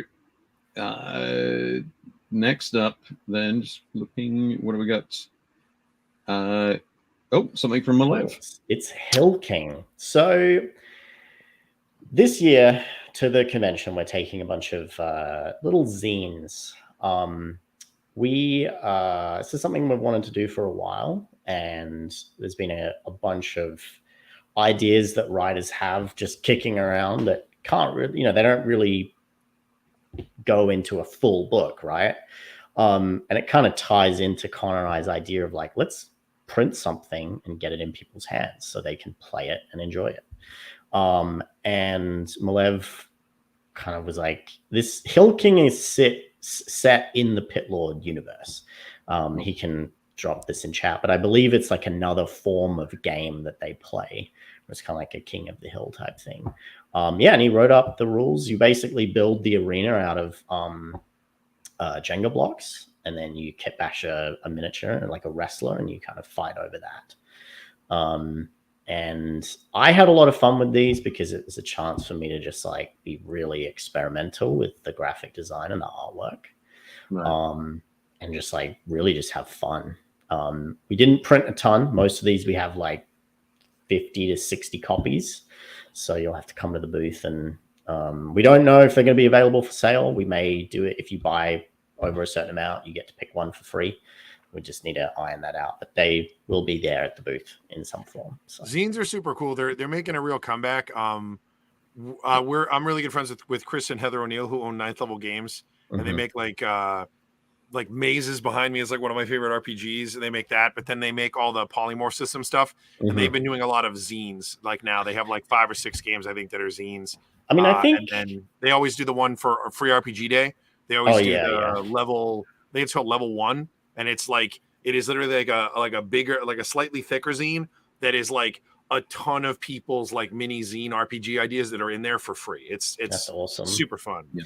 I think the Mork Borg scene kind of like really reignited the whole like zine as a form factor, and then that's I don't want to say that was the only thing that kind of led to that, but I think it's kind of bled out into tabletop gaming and stuff. And there's a ton of people, content creators that create that type of content, and it's something that we always wanted to get into. So this will be kind of our format for like real experimental stuff. Just like I said, it just gives the writers a chance to get the game out.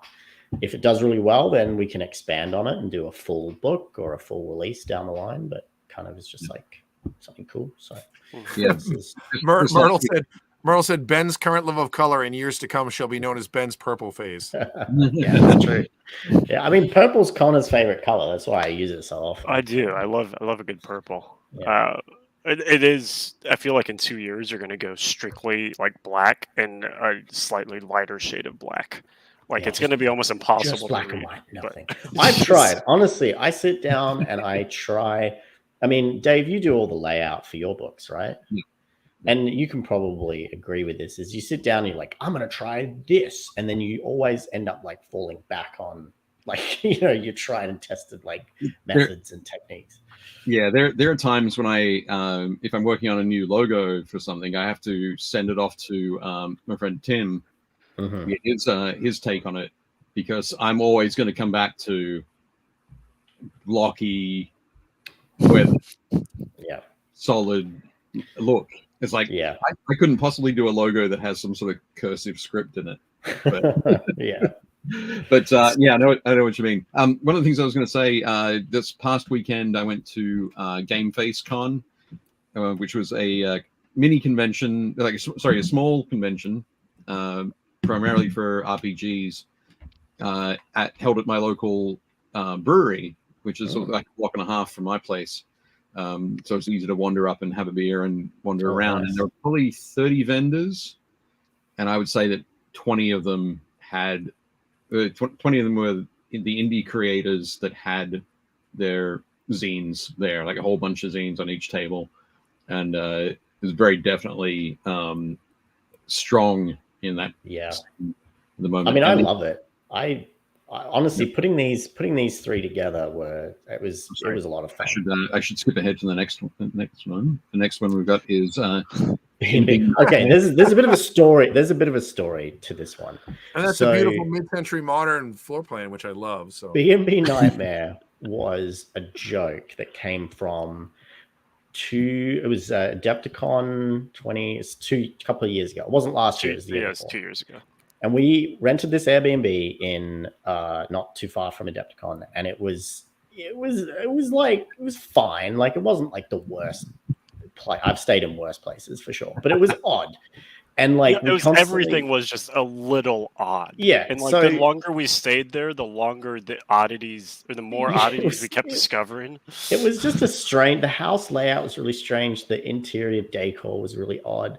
The guy had no smoking signs on like every wall. So like no matter where your eyesight was, you saw a no smoking sign. There was a weird like basement area thing that was like there's like this basement that was fully finished and done, but then this like random door, and it was one of those doors that was like 10 inches too small because there wasn't enough space for that door. And when you open it up, it was just like bare basement beams. It was weird. And you went through and there was a punching bag just hanging in the middle, and then like there was like these like weird doll crate storage, and there's a washing machine. Jesus, don't open the doll crate. Yeah, it was like not a dryer, but there was a washing machine, which was just weird. Again, it was like just the stuff of like, oh yeah, you had an unfinished basement used for storage, but what are you storing? Oh yeah, you have a washer and dryer, but where's people? He stores people. People. It definitely. And then someone found like a toenail in their bed. Yeah, at one point there was a toenail in the bed, which was like, it was like your toenail, and he was like, definitely not. How are you guys alive? Like, who knows? But for April Fools, Matt wrote B&B Nightmare, which is just like has been on our website as like a digital thing that people could buy. And then when I was putting these together, Matt was like, "Yo, can we get this printed?" And you're like, one of our team members went missing. We never found him, but like you know, we figured every now and then he sends us cryptic letters in the mail. Yeah, literally. Can't read them, but they're definitely from him. So it was odd. It was just one of those things, and it was us and Malev was there. It was Matt, Sean, and then Greg. We were all kind of staying, so it was like a bunch of different people from different companies, and it was just like, yeah. Malev is saying, I just remember looking at the decor in the kitchen. Those no smoking signs were everywhere. It was a hidden, scary hallway. Yeah, it was just weird. And like, I find those Chicago homes. It's like we've stayed in a few of them now, where it's like these weird split level houses where they have the like multi-level, but it's like, I don't know, it's just strange. And then they have the like pseudo basement. We stayed in one the year before, or a couple of years before, that had a hospital bed in Connor's room. Yeah. And Connor just got to sleep in a hospital bed. But that was it, just a hospital bed. And just a hospital bed. I'm good. I'm definitely not staying in any Airbnb you guys book. No, we're at the hotel. We're at the hotel. This year we were like, let's just stay at the hotel because we were honestly like sick of trying to get you're like, because we don't want to get murdered. I don't want to wake up with my skin missing. There was like, it slept 10, the B&B Nightmare B&B, but they only had 3 towels in the entire place as well. Like, again, just like odd things where you showed up and you're like, weird. Why would you provide 3 towels? Just either no towels at all or a tin amount. I don't know. That was wacky. Awesome. This is Void Cowboys. Yeah. Written by Corey Sullivan. And this is kind of like a bit of I say it's like Luna adjacent because we have Luna, we have tons of spacesuit miniatures. I really like sculpting spacesuit stuff, so it's like a bit of a. You have a copy of this with you, don't you? It's right here. Yeah, you took it home from the shop. And we were kind of just inspired by like a whole bunch of different stuff, like classic sci-fi. Corey kind of just wrote this like. You just collect space junk, and there's like you got to manage your oxygen, and there's all sorts of really fun little mechanics that he's done with that. And yeah, really, it's just a way for us to have a bit of fun and experiment with some different ideas, you know. That's awesome. The Void Cowboys, the art also, there is some really cool illustrations you did. That one. Yeah, it's like space stuff, so it's like. Let me hang a second. I'll bring it back to up close. Because your quarters are screen. Oh yeah, look at that. I really liked how this one turned out. Again, I just like drawing astronauts. It's a lot of fun. just like Space thing. Corey was like, Yeah, Ben, that I've sounds got a cool. game. It's set in space. And he said, done. Let's do it. Yeah. I'm in. Well, it's also it sounded like you said space, so I'm in. Yeah. so it's funny. Like I do the near almost 100% of the creative for the business.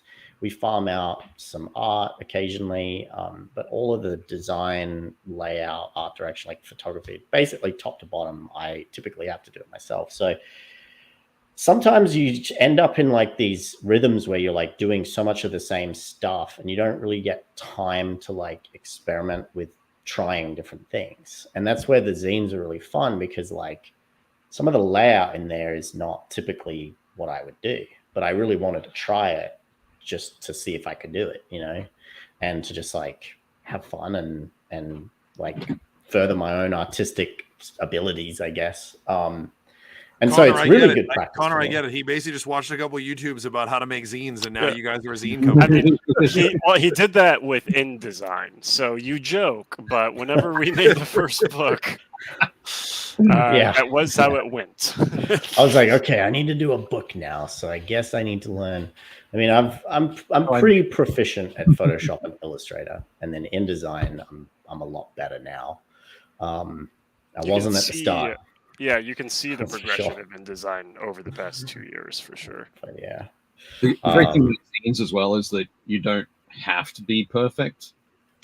No, that's what I loved about it. If really, in some ways, if they're a bit raw, it's actually cooler. Yeah, it's better if you're not. Yeah, I even printed some of these on recycled paper too. I was like, I want that authentic vibe. You know, it definitely. The first when I picked this up, I was like, oh yeah, this is nice. There's something tangible about that size and the paper and the fonts and the colors and really really fun little. Hey, look, one of the biggest companies in the industry started with zines. Oh, Yeah. look at that! Yep. Look at that old guy. Like these, I have the original set. A buddy of mine got these for me for my 40th. Whoa. Oh, So I had that a is whole cool. That's pretty cool. But they're zines. And then like I was telling you, Chris and Heather, this is their zine set. Yeah. Oh, that's nice. So That these are color there. palette's Like fun. there's sword, sorcery, mazes those is are like the awesome. core book. Like their stuff's great. But again, like you guys have a future in zines. I'm telling you, everything's gonna be good. Everything's gonna be great. Awesome. So, guys, we've got about 20 minutes left, and we've got some community miniatures to run through. Okay. So, I think we'll jump quickly in. Of course, Scott is wanting to ask about This Is Not a Test 2.0. Yes. It's currently in playtesting, and Joey's very diligently honing in his manuscript. Connor, you can probably give a bit more of an accurate time frame for release for that. Yeah, we are looking at a summer release, potentially early summer. That's what we're aiming for. Originally, we were going to release it earlier this year, but when Joey started getting into this version 2, he said, hey, there's been some things that I've really, like now that I'm getting into it, there's actually a little bit more changes than I thought. And if we're going to do a whole nother second edition, I'd like to give it a proper second edition. And we said, all right, let's go for it. So which should be getting wrapped up, like that playtesting phase and getting towards layout pretty soon.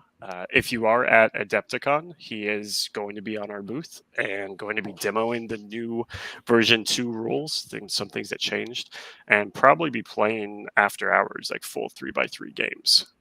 So if you're at Adepticon, definitely stop by and try to wave him down and see if he'll run you through a game after the convention floor there. And we're going to be getting with him and hopefully ironing out a little bit more of that solid release date for you. But for now, early summer is that new second edition, and it'll be a hardcover, pretty thick book. Thick. Excited to get into that. As the guy who did the original layout for This Is Not a Test, I am excited to see what you do with it. I have a copy. Is it here or is it at the? It might be at the office, but I think it's have at a the copy office of the right now. original. and reimagine. I imagine you just went. No, actually, I've had that book for a while. I think it's really cool. So Fantastic. No, that's cool. Okay, so we've got one last thing, and then we'll jump into the community minis. This is a photo of a product that is going to be at Adepticon. It has been teased apparently on the Black Site Studios social media, but not actually revealed. Are we ready to reveal it? I think we are. I'm ready. It's too late now. We're gonna look at it. So Yeah, let's do it. Boom! There we go. Look at that. Session zero. nice. So, what's the elevator pitch for session 0? Session 0 is something that I kind of mentioned to Matt. I was like, hey, we're going to be at a gaming convention. What if you did Don't Look Back expansion that's like playing in a game store? So it ties into a lot of like fantasy horror vibes. It's one of the characters in the game, Seth, there's an alternate sculpt and a different character like version of him. It's LARP Seth. I like LARP Seth. He's dressed as an elf for this one. He's like showing up for his D&D session, and then the killer is the game master, who can do all sorts of crazy things like with traps on the board and stuff like that. But it's kind of like if the characters were sucked into this weird horror D&D session that turned violent. We just wanted to have fun with it. So it's definitely kind of a bit of a nod to Adepticon and a bit of a nod to like gaming in general. We just wanted to, again, this would probably do really well at GaryCon, which is the same weekend, and it's a huge RPG thing. So yeah, I mean, Don't Look Back is almost as close to a role-playing game as you can get with a miniatures game. I mean, it's highly narrative, it's cooperative, you can play it solo, and Matt is a master at creating that kind of narrative. We had a lot of fun with that. So that's awesome. Matt's also coming as live action role-playing Seth for the convention. Yes, he will be dressed as an elf. Is he gonna be? Oh, nice. He's gonna be LARP Seth. That's great. Yeah. While Dave queues up the next thing, Jez said, Ben, you should meet Nick that I've worked with. Spaces are her specialty. She worked on the ones that are used in The Martian and Foundation and stacks of other stuff. Her work is amazing. I definitely want to meet that person. Yeah, seriously. The Martian's like one of my favorite movies. I love The Martian. I think I've read that book like 6 or 7 times. And the movie's great too. It's No, that's awesome. Yeah.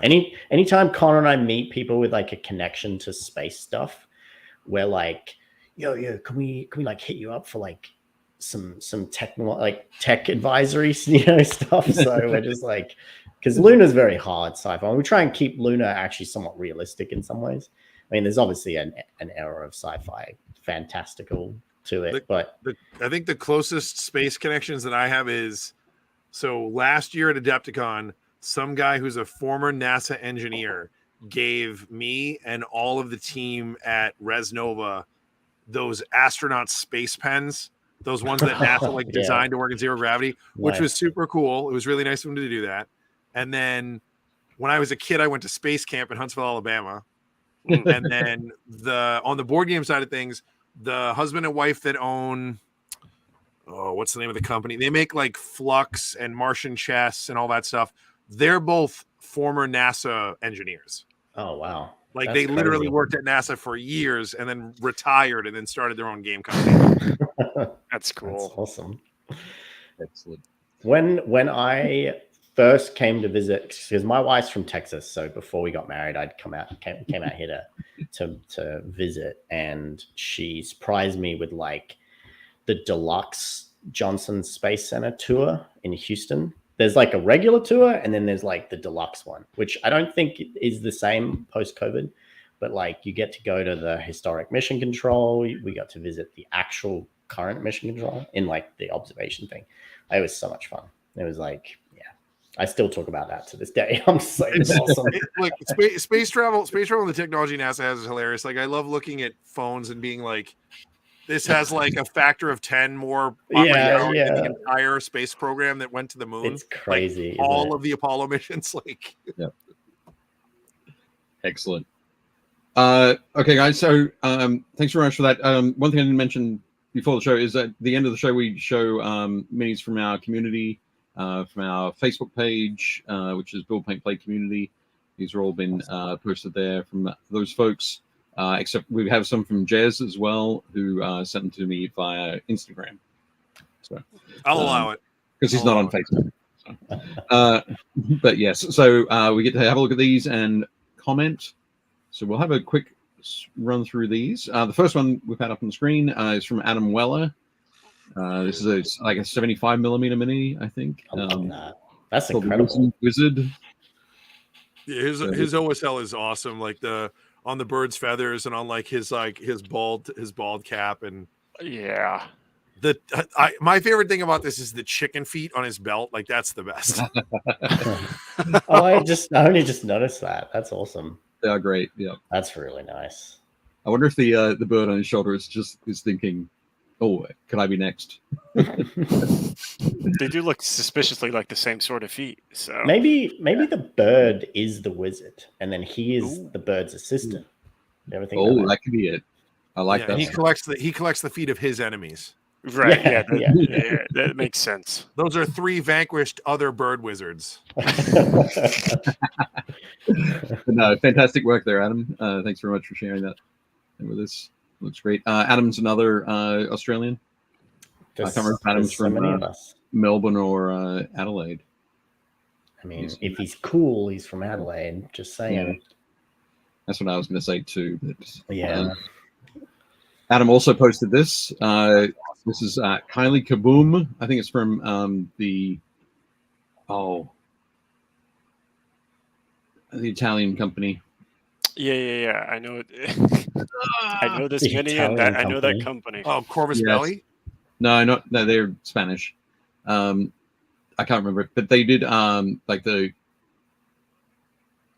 Oh, I can't remember. Anyway, go and check it out in the Facebook group.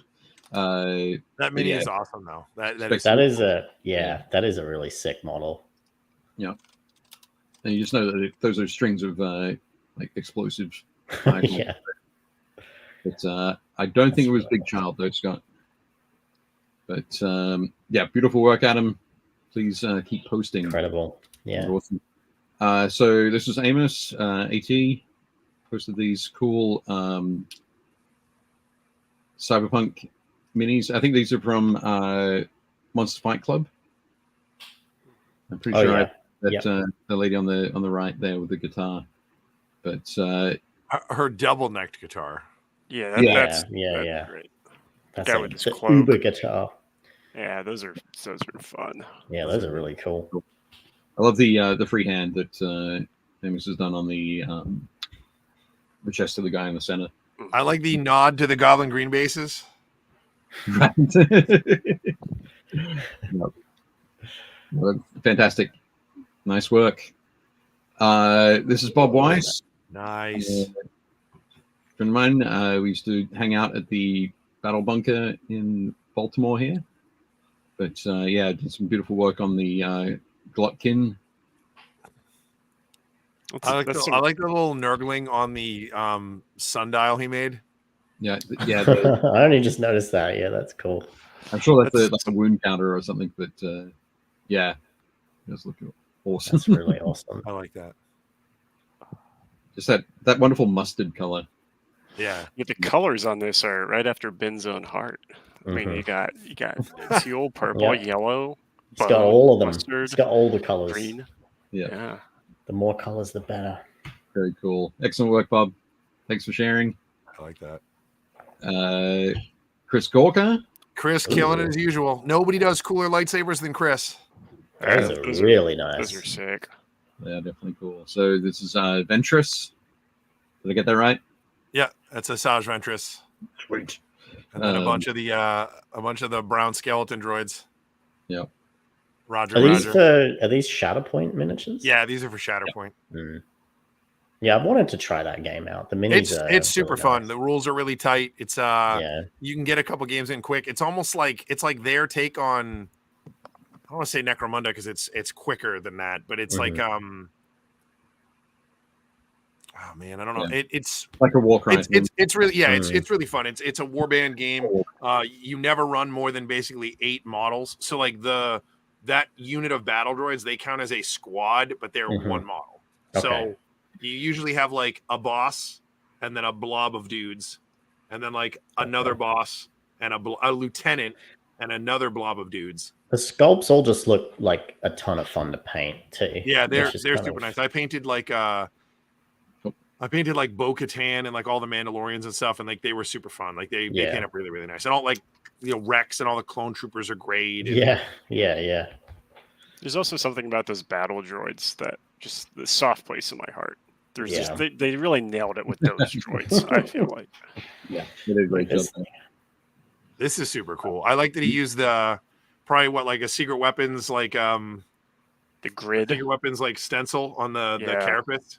Fallout Hobbies, yeah. So yeah, when we had Dan on the show last week, while Jake was away at Gamma, he showed us the pre-painted version of this, and this is huge. This is like it's tall. It doesn't. The photo is like a bit deceptive. It's like shrinking the scale almost. I didn't think it was that big. Yeah. Well, it's because the water bottle behind it, you're like, oh, that's the size of a paint pot, and you're like, no, there are paint pots through his legs if you see them. Yeah. Oh yeah. Okay. Yeah, I see that now. Yeah, that thing's massive. It is big, but he's using this for his Murderbot Extravaganza painting class at Nova. Nice. So if you take that class, you'll get one of these minis. But, the weathering he's done on like on the tentacles, like the blues and the browns and the chrome colors, like to make it really look like oily and wet. Like that's super cool. Yep, absolutely awesome. But yeah, thanks very much, Dan, for sharing that. Very nice. So, new poster, we got Dan Scagliari. I'm probably butchering that name. Sorry, Dan. But this is his Lizardman Blood Bowl team. Dude, I love Lizardmen. They're so awesome. I love the nameplates. Those are cool. I think those are from. I suspect that they're from Versatile Terrain. Okay, could be wrong, but I love that. I love that Croxagore. He's awesome. Yeah. Absolutely brutal. But no, they look fantastic, and great blues and teals in there, Dan. Yeah, awesome color choices for sure. I love it. And Dan also posted this pic with some Marvel United. Yeah, I used a ton of those models when we were out doing the painting lessons at San Diego Comic-Con.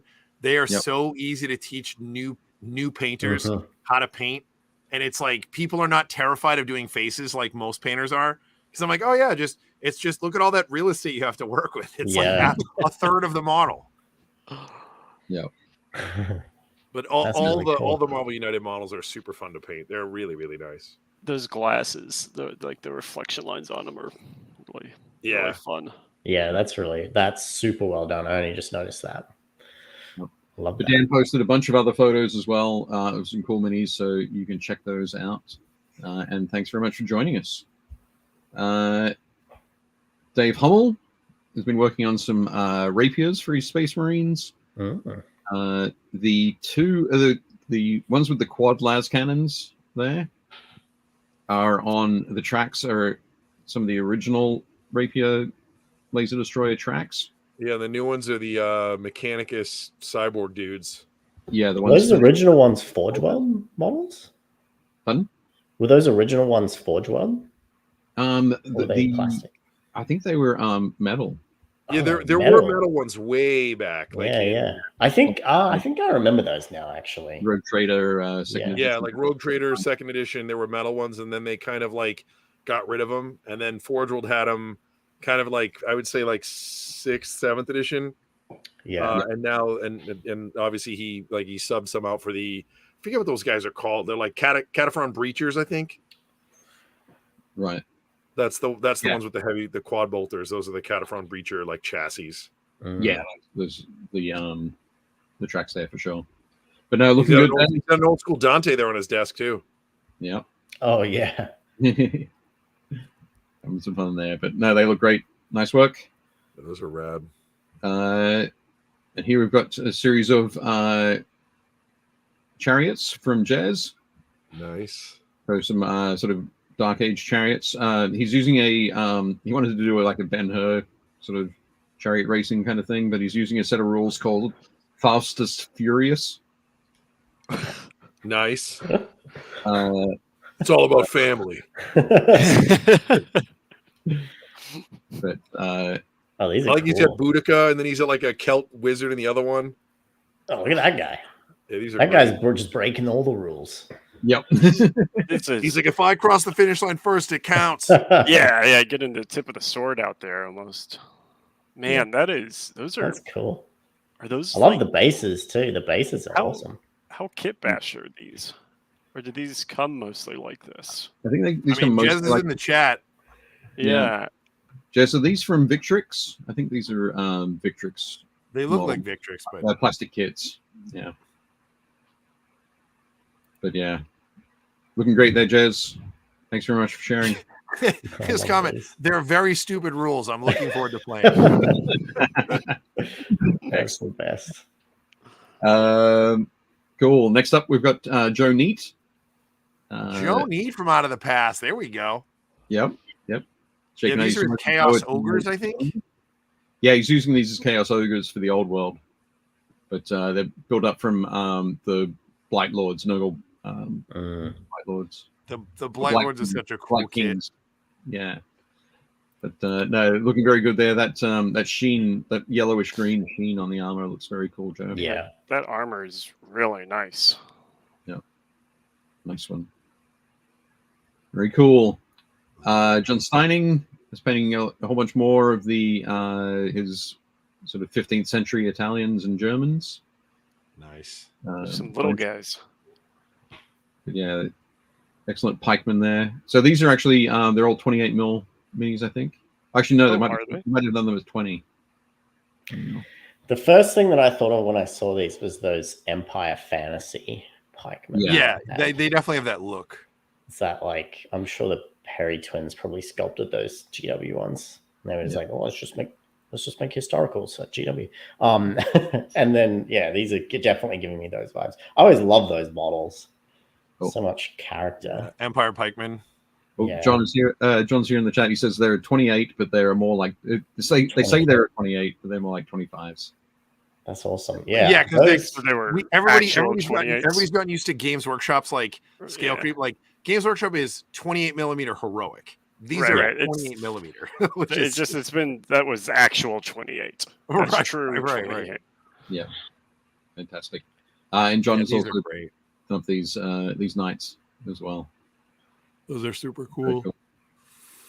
Yep. I Nice always work. want to get into more historical games, but I just don't. I mean, I don't have the time to paint that. You're like, much. but I really want to make more astronauts. Yeah, I mean, Right. I'm If there was constantly historical trying. games of astronauts on horses, then I'd be in. I'd be in. Yeah, just like make your army. Just go full time bandits. I'll do that. But yeah, beautiful work there, John. Nice Yeah, work. those are great. Kelly posted some photos. A couple is, of photos Crisis over. Protocol. Yep. So who's the character on the left, Jake? Or the So two that's characters? Shadowcat. That's Shadowcat and her dragon Lockheed on the left, Right. and then that's Colossus in the middle, and then that's Colossus Wolverine, is- and then that's Nightcrawler. this is a really nice blend of almost comic style, but not quite. Yeah. Yeah. Which is like really fun. Like it's like a very subtle comic style, I feel like. I really really like pop. the way he did the colors on like Nightcrawler's like chest and legs and face. So he's like shadowed. He's supposed to be wearing black, but in the comic, he always looks like he's got blue on because you have Right. to highlight black with blue. So I Mhm. really like the way that he did that. It looks super cool. Yeah, these are very well done. Yeah, beautiful work there, Kelly. Thanks very much for popping them in. So, Luis Sanchez, just a bit of background. Luis has been painting Gundams for quite a while, doing some beautiful work on Gundams and other sorts of model kits. And this is his second Necron and his first Space Marine. Wow. Already off to a pretty good start. Solid first Space Marine. Goodness Yeah. gracious. Very clean. I love. Very he's well done. It's that whole Gundam aesthetic, right? It has to be very precise and Yeah. but no, it's great. He told me he had a lot of fun on the Necron. He bought like 9 different greens to get all like the highlighting and stuff because he doesn't usually do that. So yeah, awesome. And yes, as Jess says, Luis is kicking ass. He sure is. he's doing good. Fantastic. Ross posted some photos of some of a D&D game he had in action. That looks like a fun D&D game. Yeah. Yeah. What a cool setup. Definitely some cool stuff going on there. And I picked out this guy as my favorite character. Yeah. I like how he's got the Saruman like bloody handprint, like whom do you serve? Yeah. Cool lighting effect on it too. Yeah. So it's like a glowing hand. I was wondering for a second there if the glowing hand was actually like glowing, like burning hot, and it accidentally gone and face palmed. Yeah, maybe scratched his forehead. Yeah. But yeah, definitely cool mini there. It was my favorite of the lot, so I grabbed it. But lovely stuff for us. Definitely keep sharing, and yeah, everybody else, if you've got some photos of games in action, please feel free. That mini almost looks like it's one of the Wrath of Kings like Shalehan like casters is what it looks like. Right. Super cool model though. Yeah, no, it's very nice. I dig his statues. Then we've got Stephen, who's in the chat as Tabletop Super Show. Grab this. He's doing a on the Tabletop Super Show channel is doing a an episode on some of these super early minis. But this is I just noticed this was a letter from James M. Ward, who's the from the sales department at TSR back in the day. James M. Ward is also he's like, it's a different James M. Ward, but he's a rules writer who did a bunch of work with GW. Interesting. And I think he's done a bunch of other games, but Needy Cat Studios or Needy Cat Games is his thing. He lives in Nottingham, but crazy coincidence. But yeah, definitely. There's a bunch of that weird crossover stuff where there's like the American version and the British version. So at Gamma last week, I got to meet American Steve Jackson. Yeah, I got to meet American Steve Jackson. So the guy who made like Munchkin and Ogre and Car Wars. And then my buddy Chris and I have this awesome idea. We want to do a panel at Gen Con where we have like British Steve Jackson and American Steve Jackson, and then they have to answer each other's questions. Nice. That would be good. Awesome. So Steven says these are the Citadel prototype pewter masters of Citadel Miniatures AD&D line. Wow. Yeah. So super cool there. Super beautiful stuff. Definitely head on over to the Tabletop Super Show channel and check out that when that video drops. That's super cool. And also, I had to include this, Jake, because Stephen posted this for you. Dude, this was amazing. Like, a bunch of my friends saw it because I reposted it. A bunch of my friends saw it, and they thought that he had put that BattleTech thing in the background as like a backer on the mini, like a background. Oh, okay. And then with the colors in the mini, everybody was like, "Oh, that's amazing!" And then Steve was like, "Oh, I should have done that. I didn't even really think about that." But like, it's just because of the way he took the photo, and it's like on his desk, and he's taking the photo like, you know, at the background. But this is a Javelin, which is a light mech.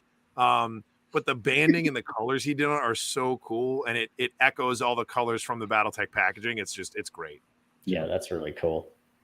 One thing I was going to suggest is that Stephen, if you could also do me a favor when you're doing shots like this, you can have one with the packaging in the background, but just shift it a little bit so you can get a clearer pic of the model.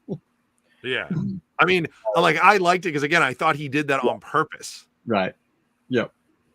But no, very cool. It's a super cool mech. Like the orange and white and black, like sort of sections and the way he highlighted them all. It looks super awesome. Steven says that that video about those previous minis, the Citadel Masters, is live at the moment. Nice. So the channel, you'll be able to see it there. Awesome. Patrick is asking, J's for ribs, the shed for brisket. Do those names mean anything to you guys? I mean, I know brisket in general, but I mean, yeah, ribs and brisket are the two names that I recognize. But Pat, are those places? Where are those places? Are they near these guys? Or are you talking about next week in Chicago? It could be that. That would make more sense. Yeah. Yeah. But he does say later he needs barbecue advice. But anyway, so we've come to the end of another show. Thank you very much, Ben and Connor, for joining us. Next week, we have episode 6 of The Tale of Four Warlords. So it'll be myself, it'll be Jake, we'll have John on. Jeff won't be on the show. He'll be driving a truck to Adepticon. That truck will have my army on it as well. Because Jeff is coming down, we're going to play a game on Saturday. And fingers crossed, things go well. Dave and I are literally having our armies professionally driven out to Adepticon. That's when you know you've made it. Yeah. Yeah, it's the only way to do it. But by like an armed guard. Yeah. Yeah, it's not. That'd be great if it was on like a Brinks truck with our logo on it. That'd be awesome. Like for a small fee, the Build Paint Play truck will come around and pick up your army. This is maybe a business idea in that, to be honest. You just can't have Scott run it because we'll have trucks catching on fire. That's true. Yeah, don't let Scott anywhere near it. Awesome. So we are super excited to. As I said, thanks very much for coming on. We're super excited to see you next week. Thanks for taking time out of your busy Adepticon prep schedule to join us. It was very cool. Great to hear the stories of how Black Six Studio started and how you've sort of evolved and added this now rapidly growing part of your business, which is publishing these games, which are all very cool and fun and all take a new twist on gaming. They do something different that we haven't seen a million times before. So yeah, well, thank you very much for having us. It's been a good time, both on the podcast and with the company and all these games that we're trying to push out. Yeah, I mean, it's a lot of work, but we honestly have a lot of fun doing it. So, and yeah, looking forward to Adepticon as well. We always have a good time, and it's always nice to hang out with everyone and just actually get a chance to play some stuff. It's like the one time a year we ever really get to play anything, I guess.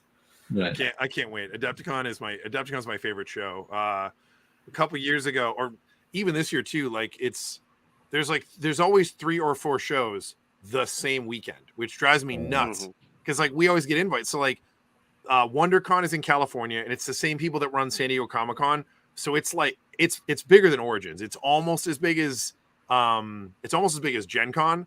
And so that's in like I think Anaheim or something. And that's last year that was the same weekend. This year I believe it was last weekend. But then this coming weekend next weekend is Adepticon. And then it's also GaryCon. And it's also PAX East, which is the biggest PAX.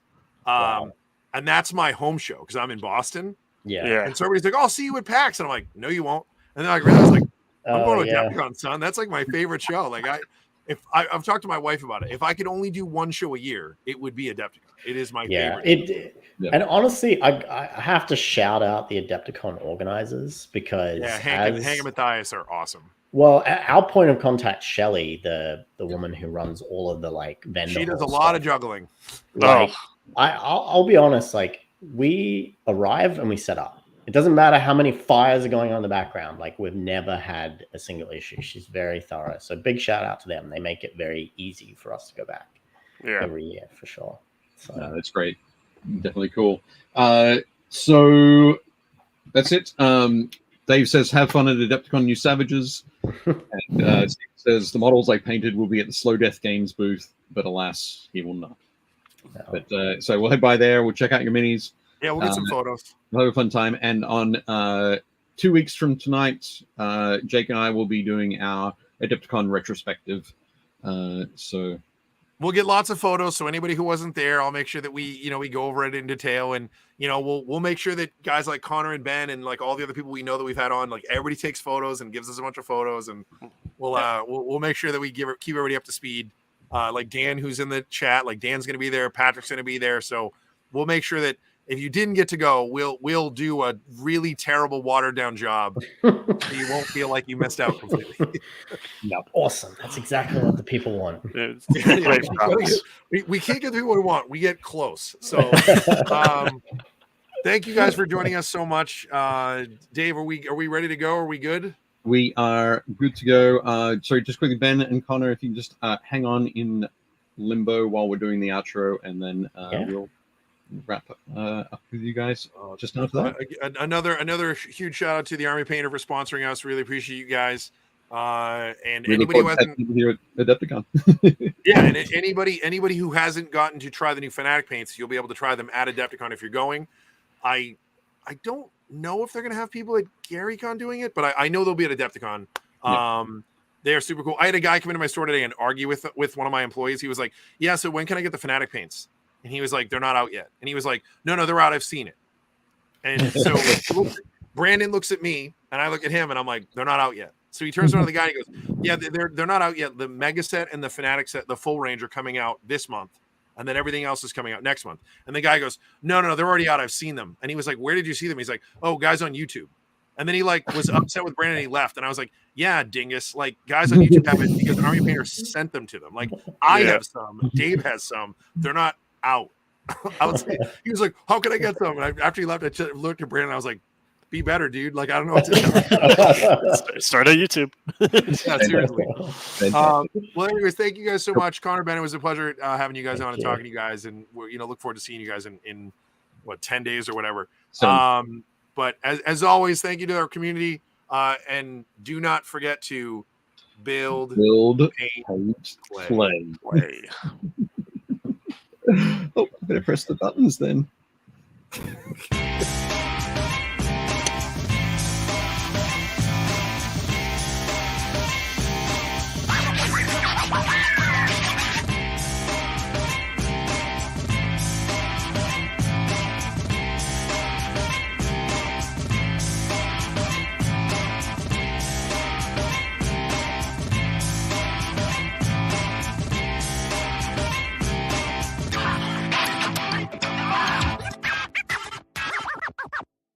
Shut up and sit down.